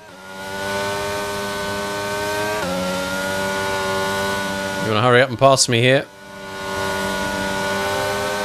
That's my teammate. He's lapped me. Oh, my 2 laps down now. I don't want to think about it. Anyway, I'm coming in this lap, so... Hooray! I'll be even further behind! Flag conditions create a gap and let the car behind through. Well, they need to be better than that. Oh, for crying out loud! There you go, I'll go on the grass for you, dickhead.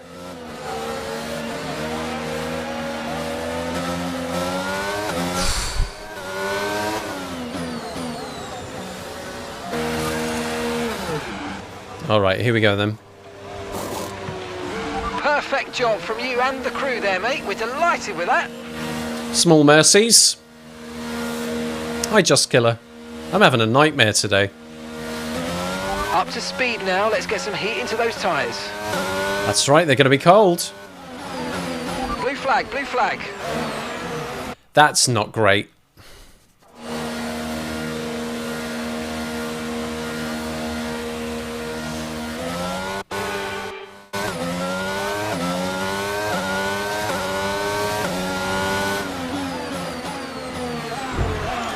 There's nowhere I can go!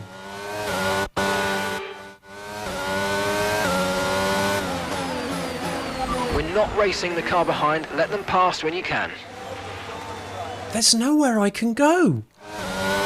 As soon as the controller's being handed over to me, I'm hitting the brakes as hard as I can and I'm getting bumped into. I'm braking, I'm braking, I'm braking, I'm braking. I just bumped into. Every time. I don't... There we go. On the flippin' grass. You're welcome, Kevin. Right. Use your overtake button more. It's time to utilise some of this energy. Come on. I've only just come out of the pits, mate.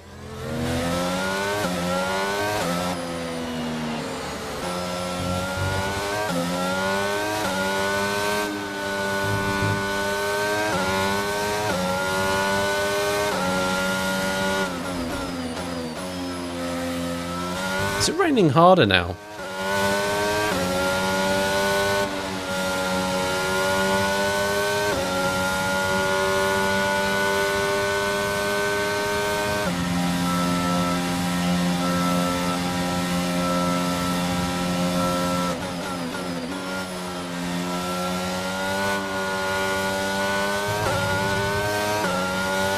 All right.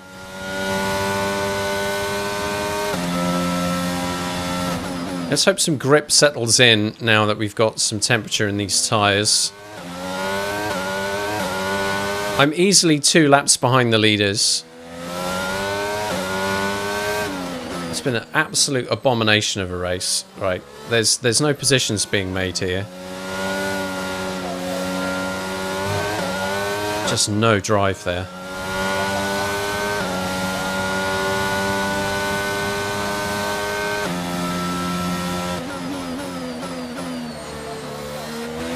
Blue flag. Yeah, I know.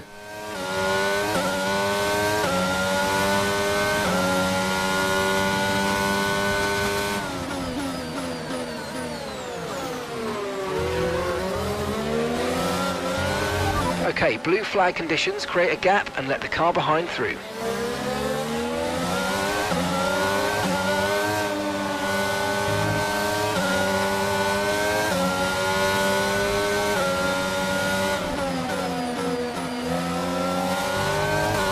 Whoa! God. When will this race end? I mean, I could quit, right? But no, we're going to suffer every single lap of this together. This is the making of us.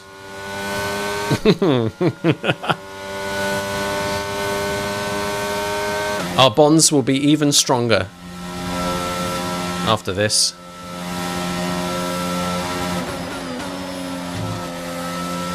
Right, more traffic coming. Blue flag. Yep.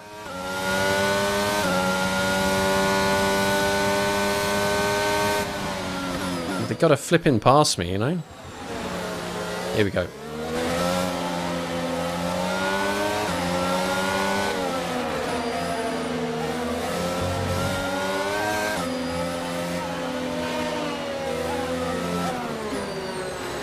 Too many cars in a row here.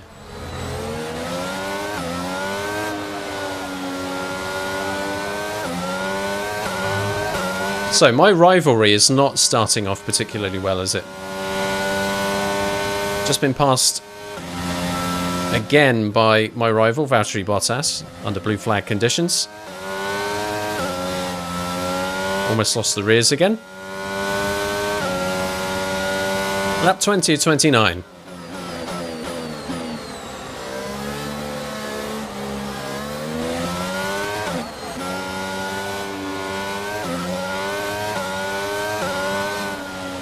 Oh god, what I'd give for like a total mechanical failure right about now. My entire engine to explode and bring this race to an early end.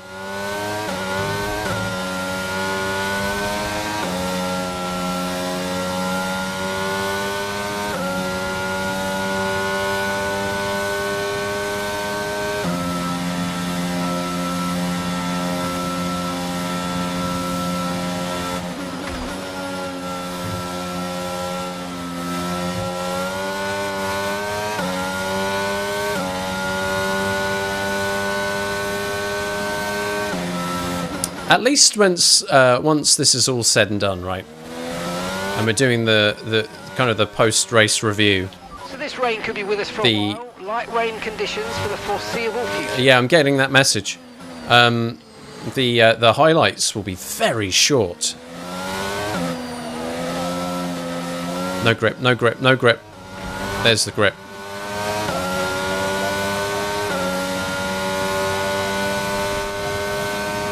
This does build character, yes, you're right.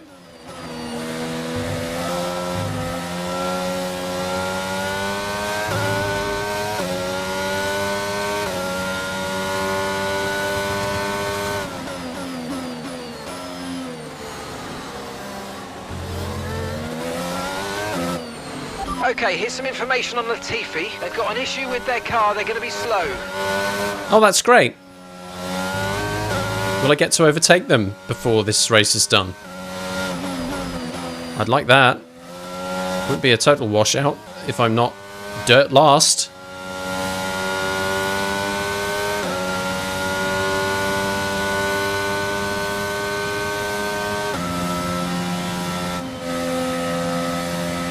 The rear tyres are giving out already.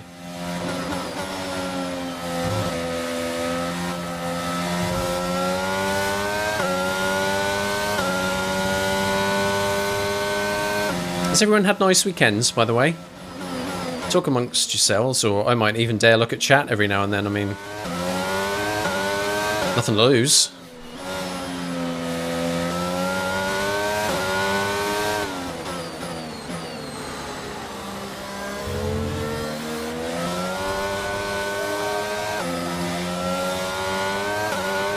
Here we go.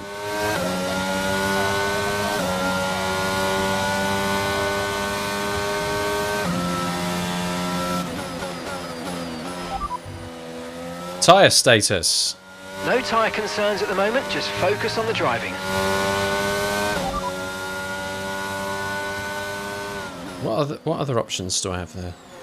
Please repeat, you're breaking up.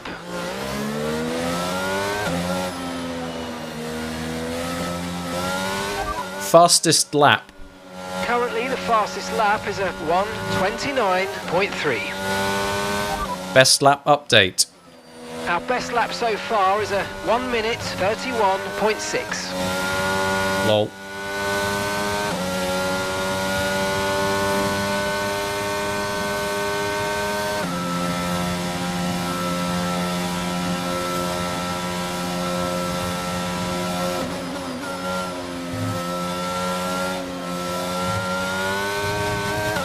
Use overtake now, come on, push hard. Am I going to get fired? I didn't catch that, mate, just say it again. He's covering up. He's covering up. There's 3 more cars coming up behind. Now, I'm going to get blue flagged by them.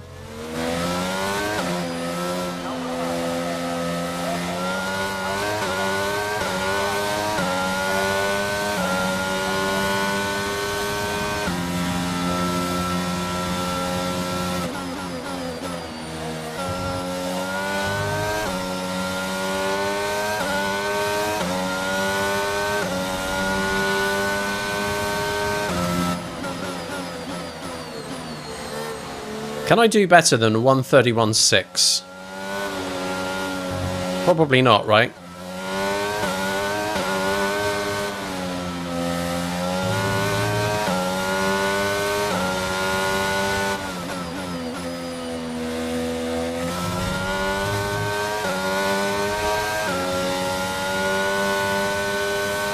We can see, we'll see.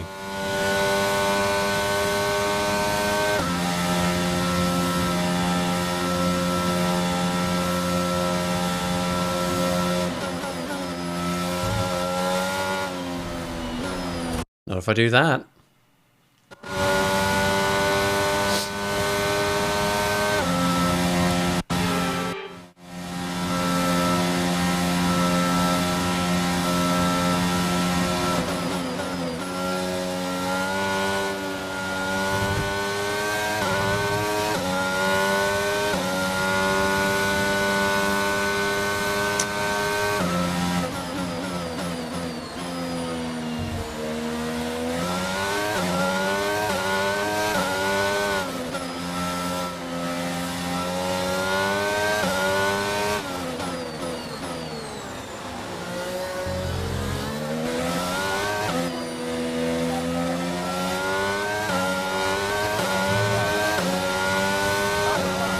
.32.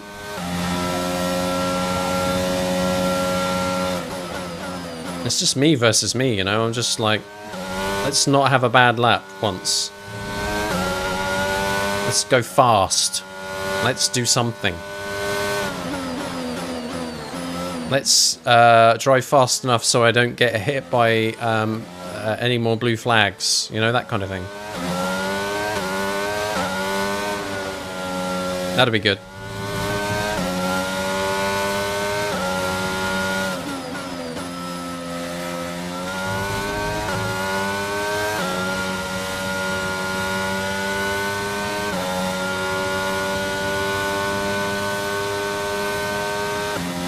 Anything for my princess.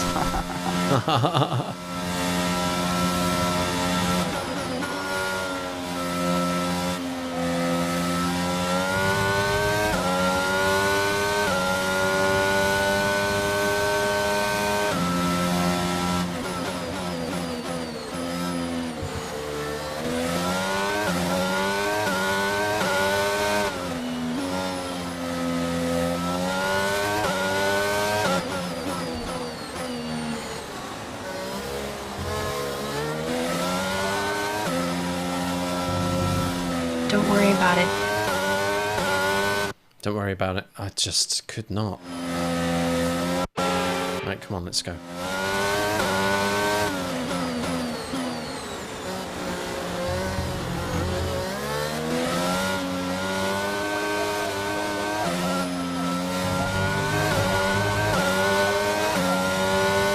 Still too slow, isn't it? Yeah. That's a 133. That's even worse.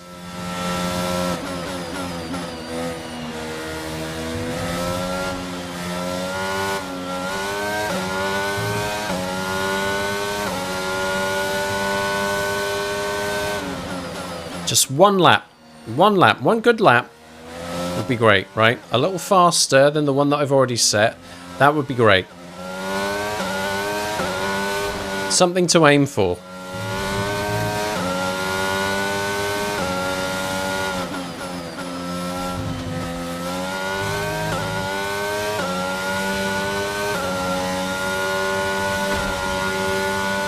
If I do that though,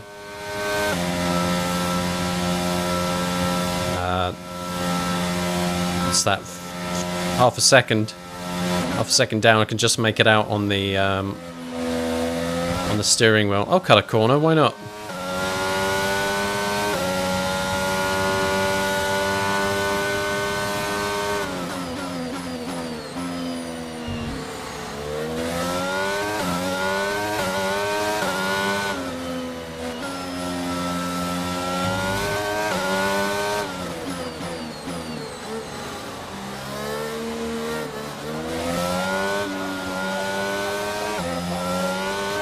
Looks like there's not as much rain as there was earlier. It's still quite light, but it's hard to tell really whether there's been any change. 4/10 off already. Never gonna do it.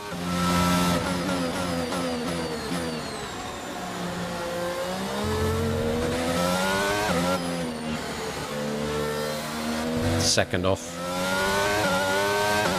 No, nothing is going my way here.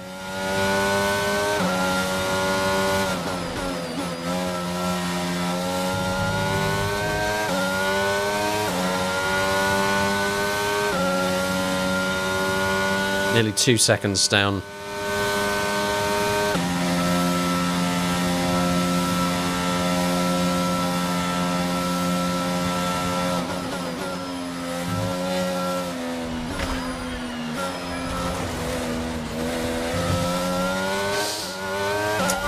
Blue flag.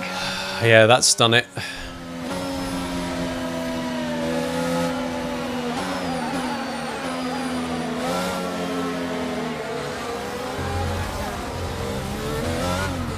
Ha ha ha!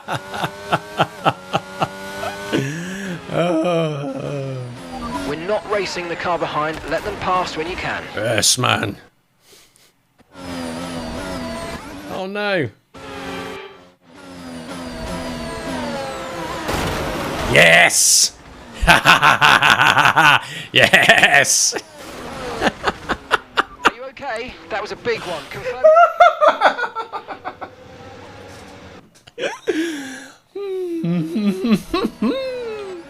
I've absolutely lost it. I really have. Right, there we go. They're all going down with me.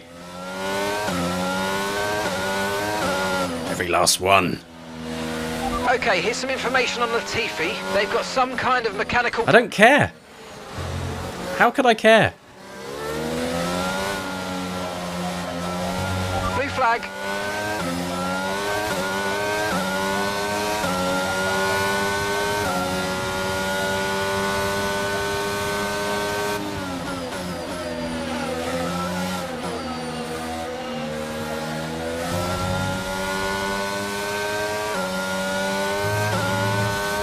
Right.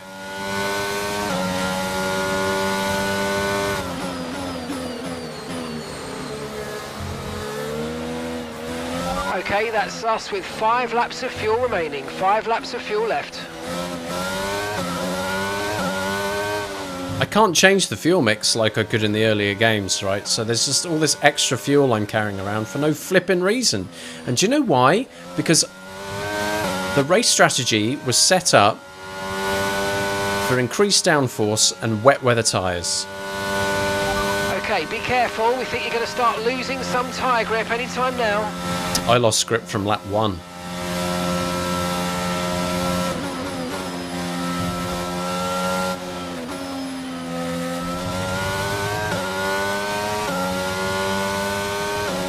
Yeah, that rear left is really bad.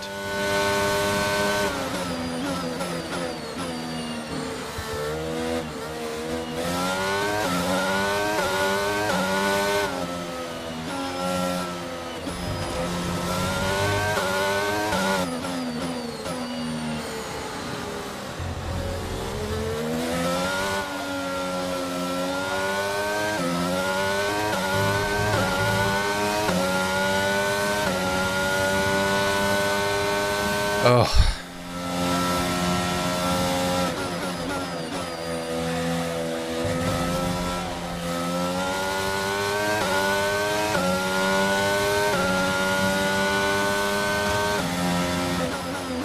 Max Verstappen has already won, so I just have to complete this lap and not the entire race.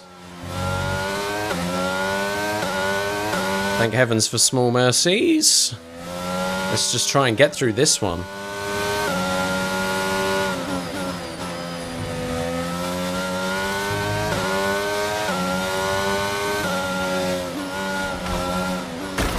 I'm not sure I can. Okay, there's been an incident on track resulting in loose debris. That's me. The marshals have managed to clear it up in time, and there are so far no plans for a safety car. That's great. Could you send them a, I don't know, like a bunch of flowers as a thanks?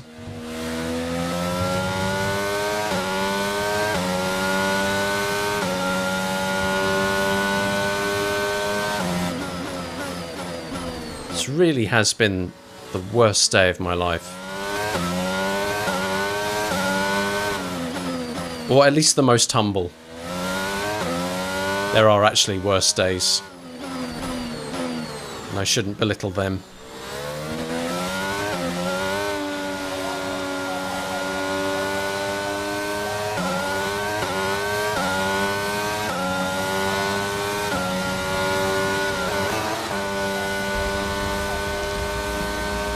Alright, race over. Take care of the car on the way in.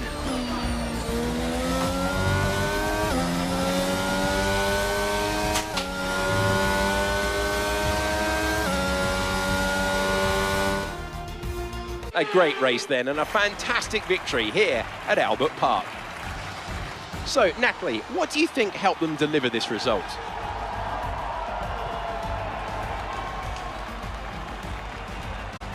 We'll never know.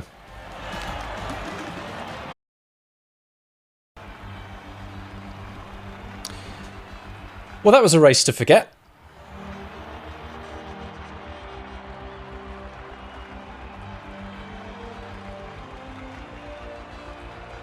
The one thing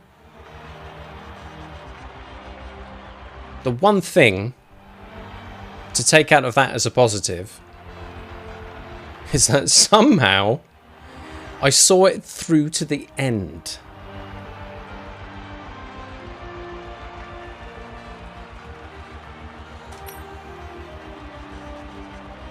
It was a very tough start. A few positions lost, like 2 or 3 positions lost in that first lap. And it didn't feel like it was going terrible, but it was a constant struggle for grip early on. My car was not set up for that race. And I was struggling with the handling, especially the rear tyre grip. There was a slight improvement. Actually, after I had the big crash, I had to come in, get the front wing changed, and I dialed the downforce on the front wing back a little bit, so it wasn't quite as heavy as it was earlier on, and that did help. But as I said,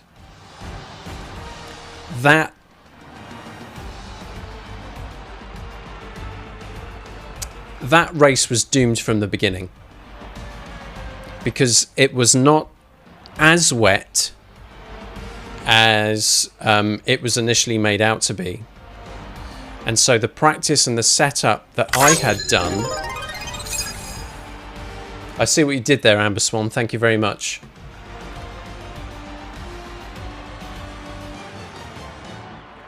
That's very kind of you. Let's bring them all back. There we go.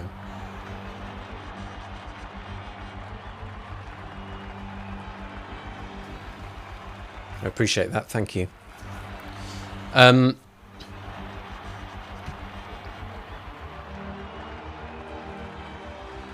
Yeah, it was a lot wetter in practice 1 than it ended up being in the race. I think we could have probably had a balanced setup, and I think it might have been. It could have been better. It would have. I don't think it would have made the corners any easier, but I wouldn't have lost so much time on the straights. Let's have a look at the results anyway. Max Verstappen, your winner, set the fastest lap, as well as took the W, so that is 26 points. My teammate, Lewis Hamilton, congratulations. Some valuable points for the Mercedes team. 3rd place on the podium and 15 points. I can at least take this as a small mercy. Valtteri Bottas, my rival, my current rival, started 14th, finished 12th, did not score any points. But unfortunately, that's what I'm having to deal with. A race to forget. Started 9th, finished 19th. 1 lap off and at least a minute behind the next driver. Thanks for the cheer, Amber Swan. So an absolute disaster. Speaking of, let's take a look at this, shall we? This will be over quick. Actually, I might want to see the positions here.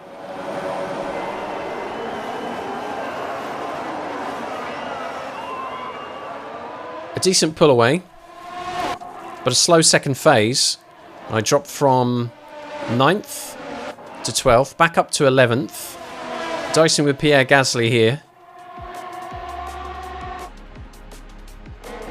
And on lap 4, in 12th position, now chasing down Valtteri Bottas, who'd probably just passed me.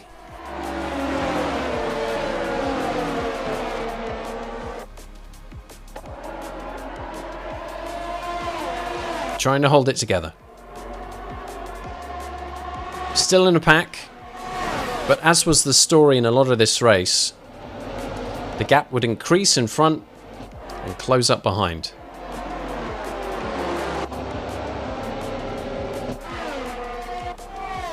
Surely we're coming up to the point where it all went horribly wrong. There's your collision. Trying to hold off. So it already here dropped down to 17th. Absolutely unbelievable stuff. I'm trying to defend. I feel like I'm sitting on an atomic bomb waiting for it to go off. That was a very good explanation of what this race was like, yes. So here I am trying to hold off Zhou Guanyu in the Alfa Romeo. Valtteri Bottas' teammate. I don't think I'm... So he's...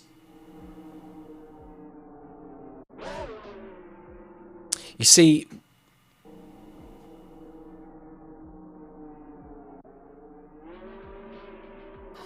I mean, that is kind of on me, right? Isn't that on me? Can I change camera angles here? I don't think I can. I think this is fixed. I don't think I've hit the brakes here, but I am going in a straight line, right? Whereas Zhou is not. You can see he is turning, yet I am not turning. I guess I was trying to defend, but I hadn't realised how close he'd got. And this is the point where contact is made with the rear left.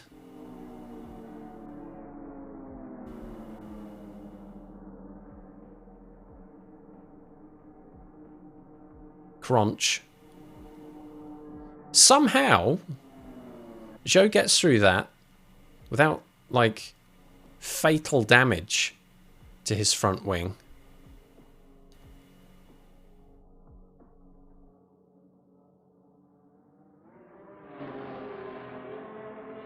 See, nothing seems to have come off. It probably has sustained some damage.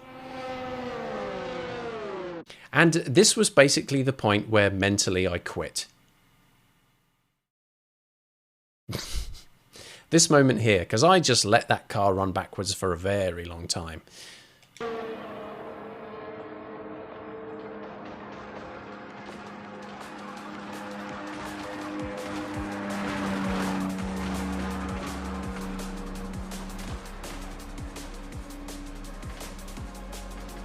Giving everyone a great show there.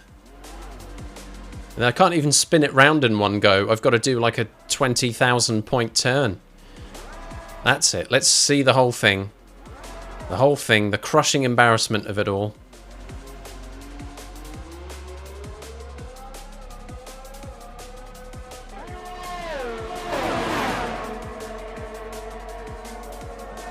Yeah.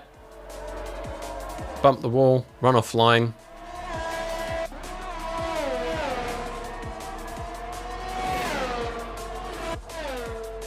Lose the rear, bump. That's it. Wrecked the entire front wing. This is my final lap, so I don't care. I just need to bring this car home, which I do, to everybody's disappointment.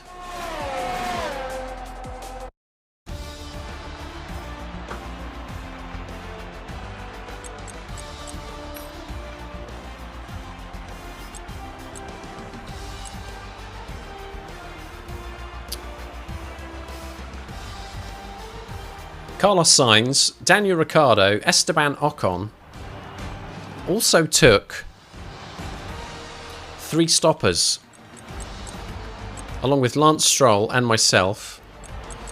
A lot of the drivers went for the standard strategy here, going for 2 stops instead of 3. I don't know whether my fate would have been any better, to be honest. I was struggling with grip the entire time, so being out there with an extra set of fresh tyres should have given me optimal grip at all times, but it was not the case. Well, I had 2 warnings. Well, 1 warning, actually. A warning for collision with Ocon. Zhou actually had a warning for colliding with me. Can you believe it?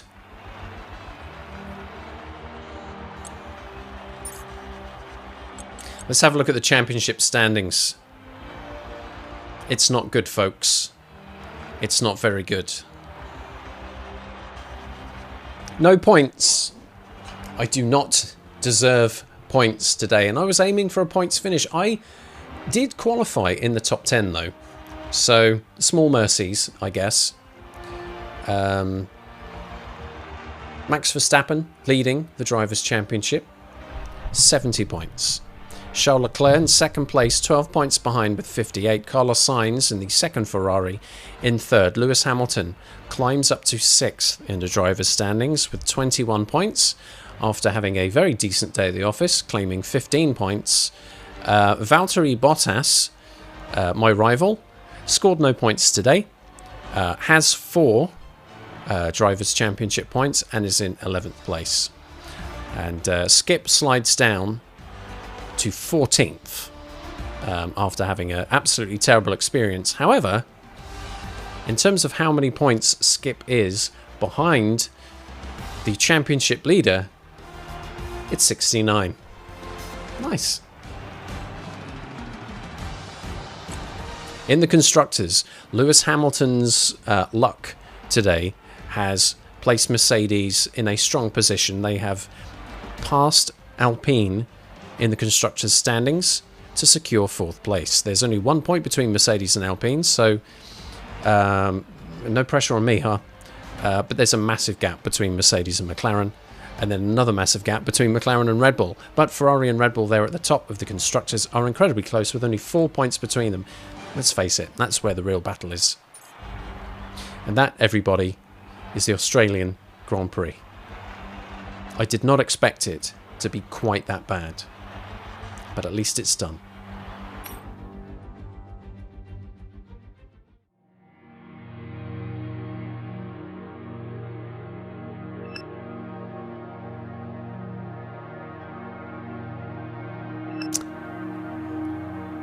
Two points to 4.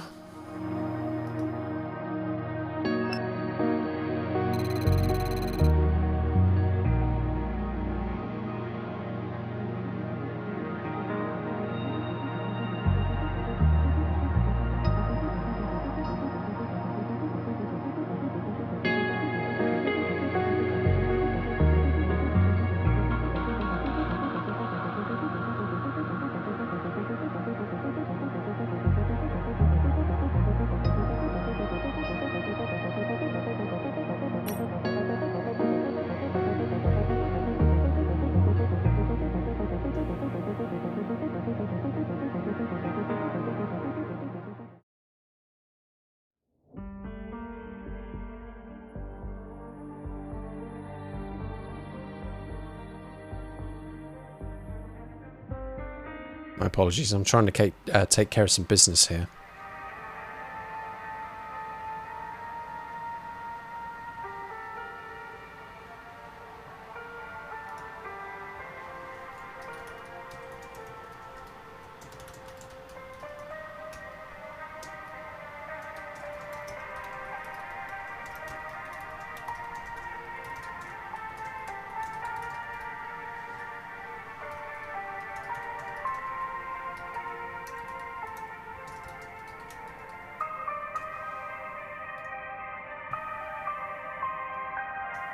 Right.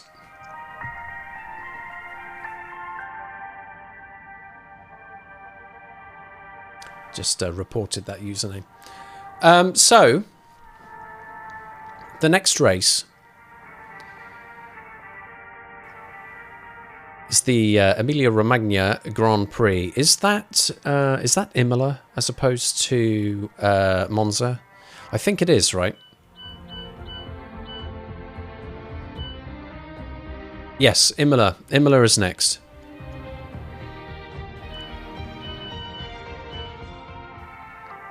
Right, okay. It's 5 hours into the stream. This is not what I'd planned. We have, in the coming week, quite a few new additions to the car. I'm hoping that at least 3 of these are a success. I'm not sure if I can purchase... No, I have to wait until the ones that I've already commissioned are successful before I can purchase other stuff. In that case, we'll have to advance time and see what happens. Successful. And resources are through. And the beam wing is through. I know we were expecting some new developments to come through, but some of them have failed quality control. We'll need to tell the team what to redevelop via the R&D screen. I'm gonna punch you in the dick.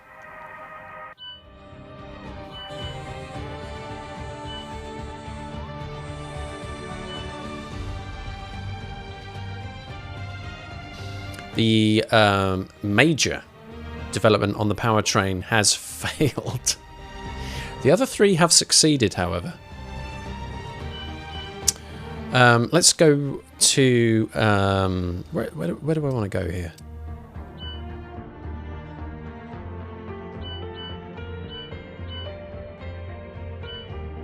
I can't actually select anything. I'm locked out, right? So I will not be able to commission anything else in R&D. No, I can. Oh, thank God for that. Okay, here we go. Very confused. Right, so we've got under aero the secondary wing flaps and the beam wing are successful. So we've unlocked tertiary wing flaps and the rear wing main plane. All good.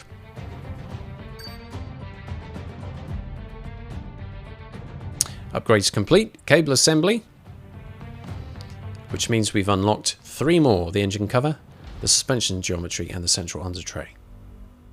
Under the chassis, powertrain, not successful, as we know. We'll have to recommission that. This is a fuel injection development. Very disappointing. And in durability, upgrades complete. The gearbox, which means more reliability becomes available to us in unlocked upgrades, as well as improved material for the turbo and the combustion engine.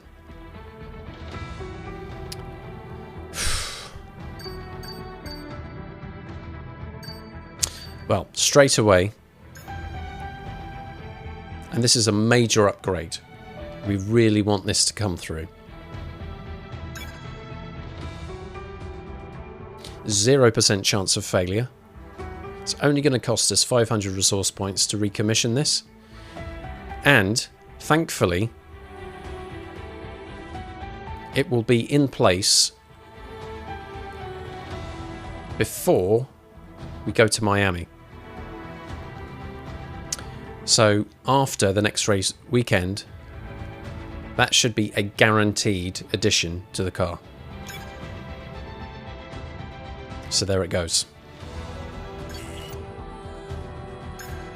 And then we're waiting for other stuff to unlock here. Not much we can do in the powertrain. Right, we have 4,224 development points left.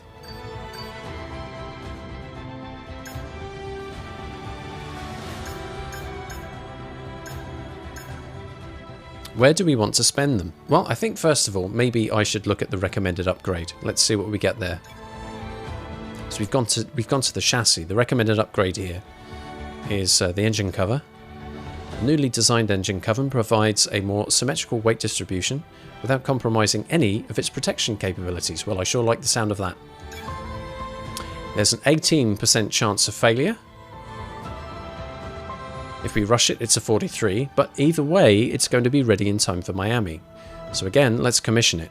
That, if successful, will push us further away from McLaren and will gain ever so slightly on Ferrari. So our performance is still in 3rd place there, but it is to our advantage, so that's worth doing. That's underway.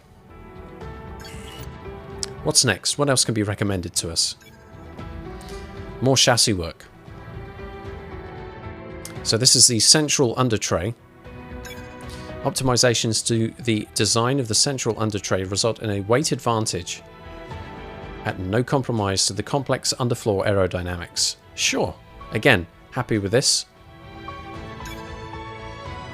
This is another development that will be ready in time for Miami. 18% chance of failure. Let's keep him busy.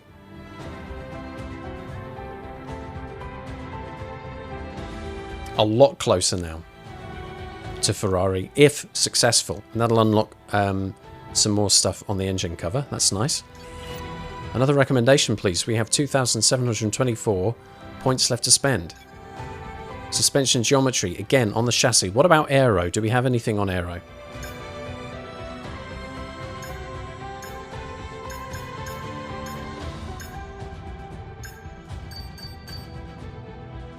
And on durability, stuff to do with the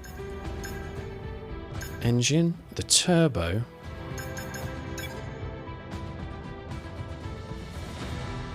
Big improvements on chassis though, right?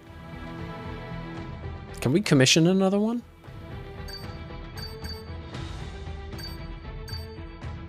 There's nothing else on powertrain.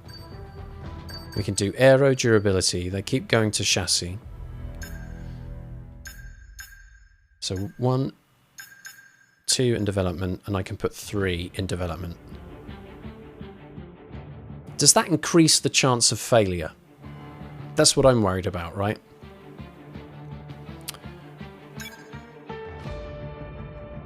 Reduce tyre wear. See, I like the sound of that, though. That's another one ready. And that would put us very level with Ferrari. 1,824 resource points left to spend.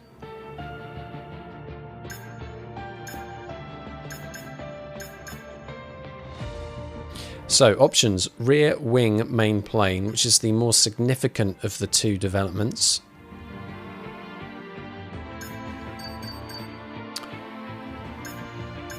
Gearbox reliability testing is relatively significant.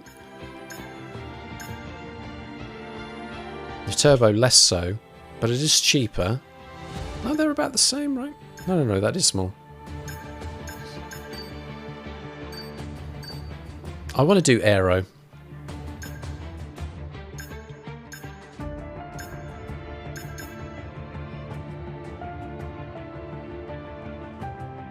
Let's have a look at the rear wing main plane. This is ballsy, I think. A redesign of the rear wing main plane results in better efficiency, meaning more downforce can be produced without additional drag.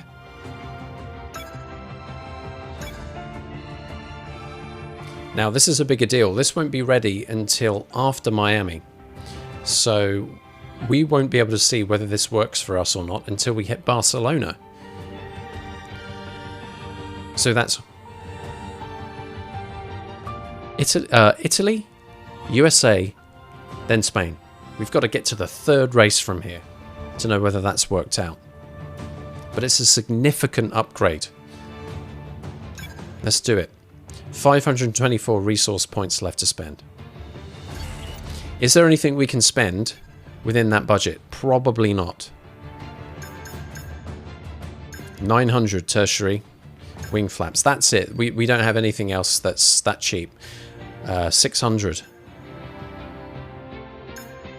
Yep, 600. So that's it. That's our points spent. If successful, that brings us within scratching distance of Ferrari in terms of performance. But that's if it's successful. We've seen failures. Let's hope that doesn't happen again. There's our R&D in progress.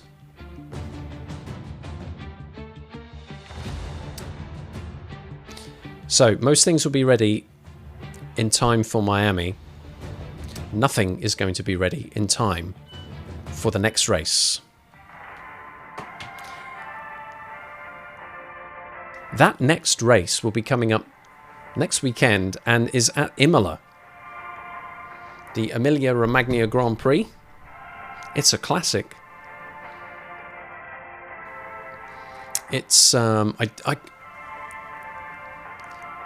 it's a circuit that I think was used in the real-life F1 2020 season, but was not in the game because the game was pre-pandemic. If I remember rightly, that whole season was put forward as pre-pandemic. They didn't have like licensing agreements for the different circuits and stuff. So this will be the first time that we have seen this circuit, I think. Oh god, that means I've got to learn it. Flipping heck. Let's pay out on that prediction, by the way, before we wrap up this evening. Where will I finish? And we had 3 options. We had top 8. That was, in retrospect, very opportunistic, very hopeful. Didn't get anywhere close to happening. Positions 9 to 14 seemed reasonable, actually, but I ended up finishing 19th because I suck. Let's pay out. McCladster, congratulations to you, you realist. Very successful evening, actually, in terms of McCladster's betting. Very astute. A prognosticator is among us. 500 points spent, 2,473 points won. Amber Swan, Tenacious Lima, Rich T. Rude, and Udders of Justice all had more hope in me than McLadster did. Thanks, people. Thank you. It is noted and appreciated. But today, or tonight, has been the night of McLadster. Stream champ, qualifying prediction winner, race prediction winner.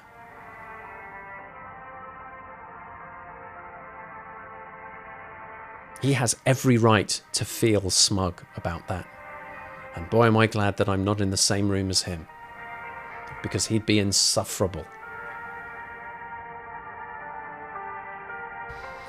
Insufferable. He's saying he's euphoric.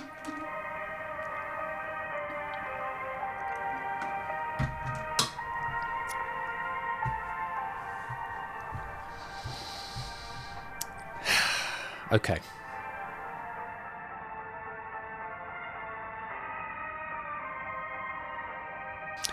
That was a difficult evening. It was also a long evening. It was over 5 hours streamed today. I'm sorry about that.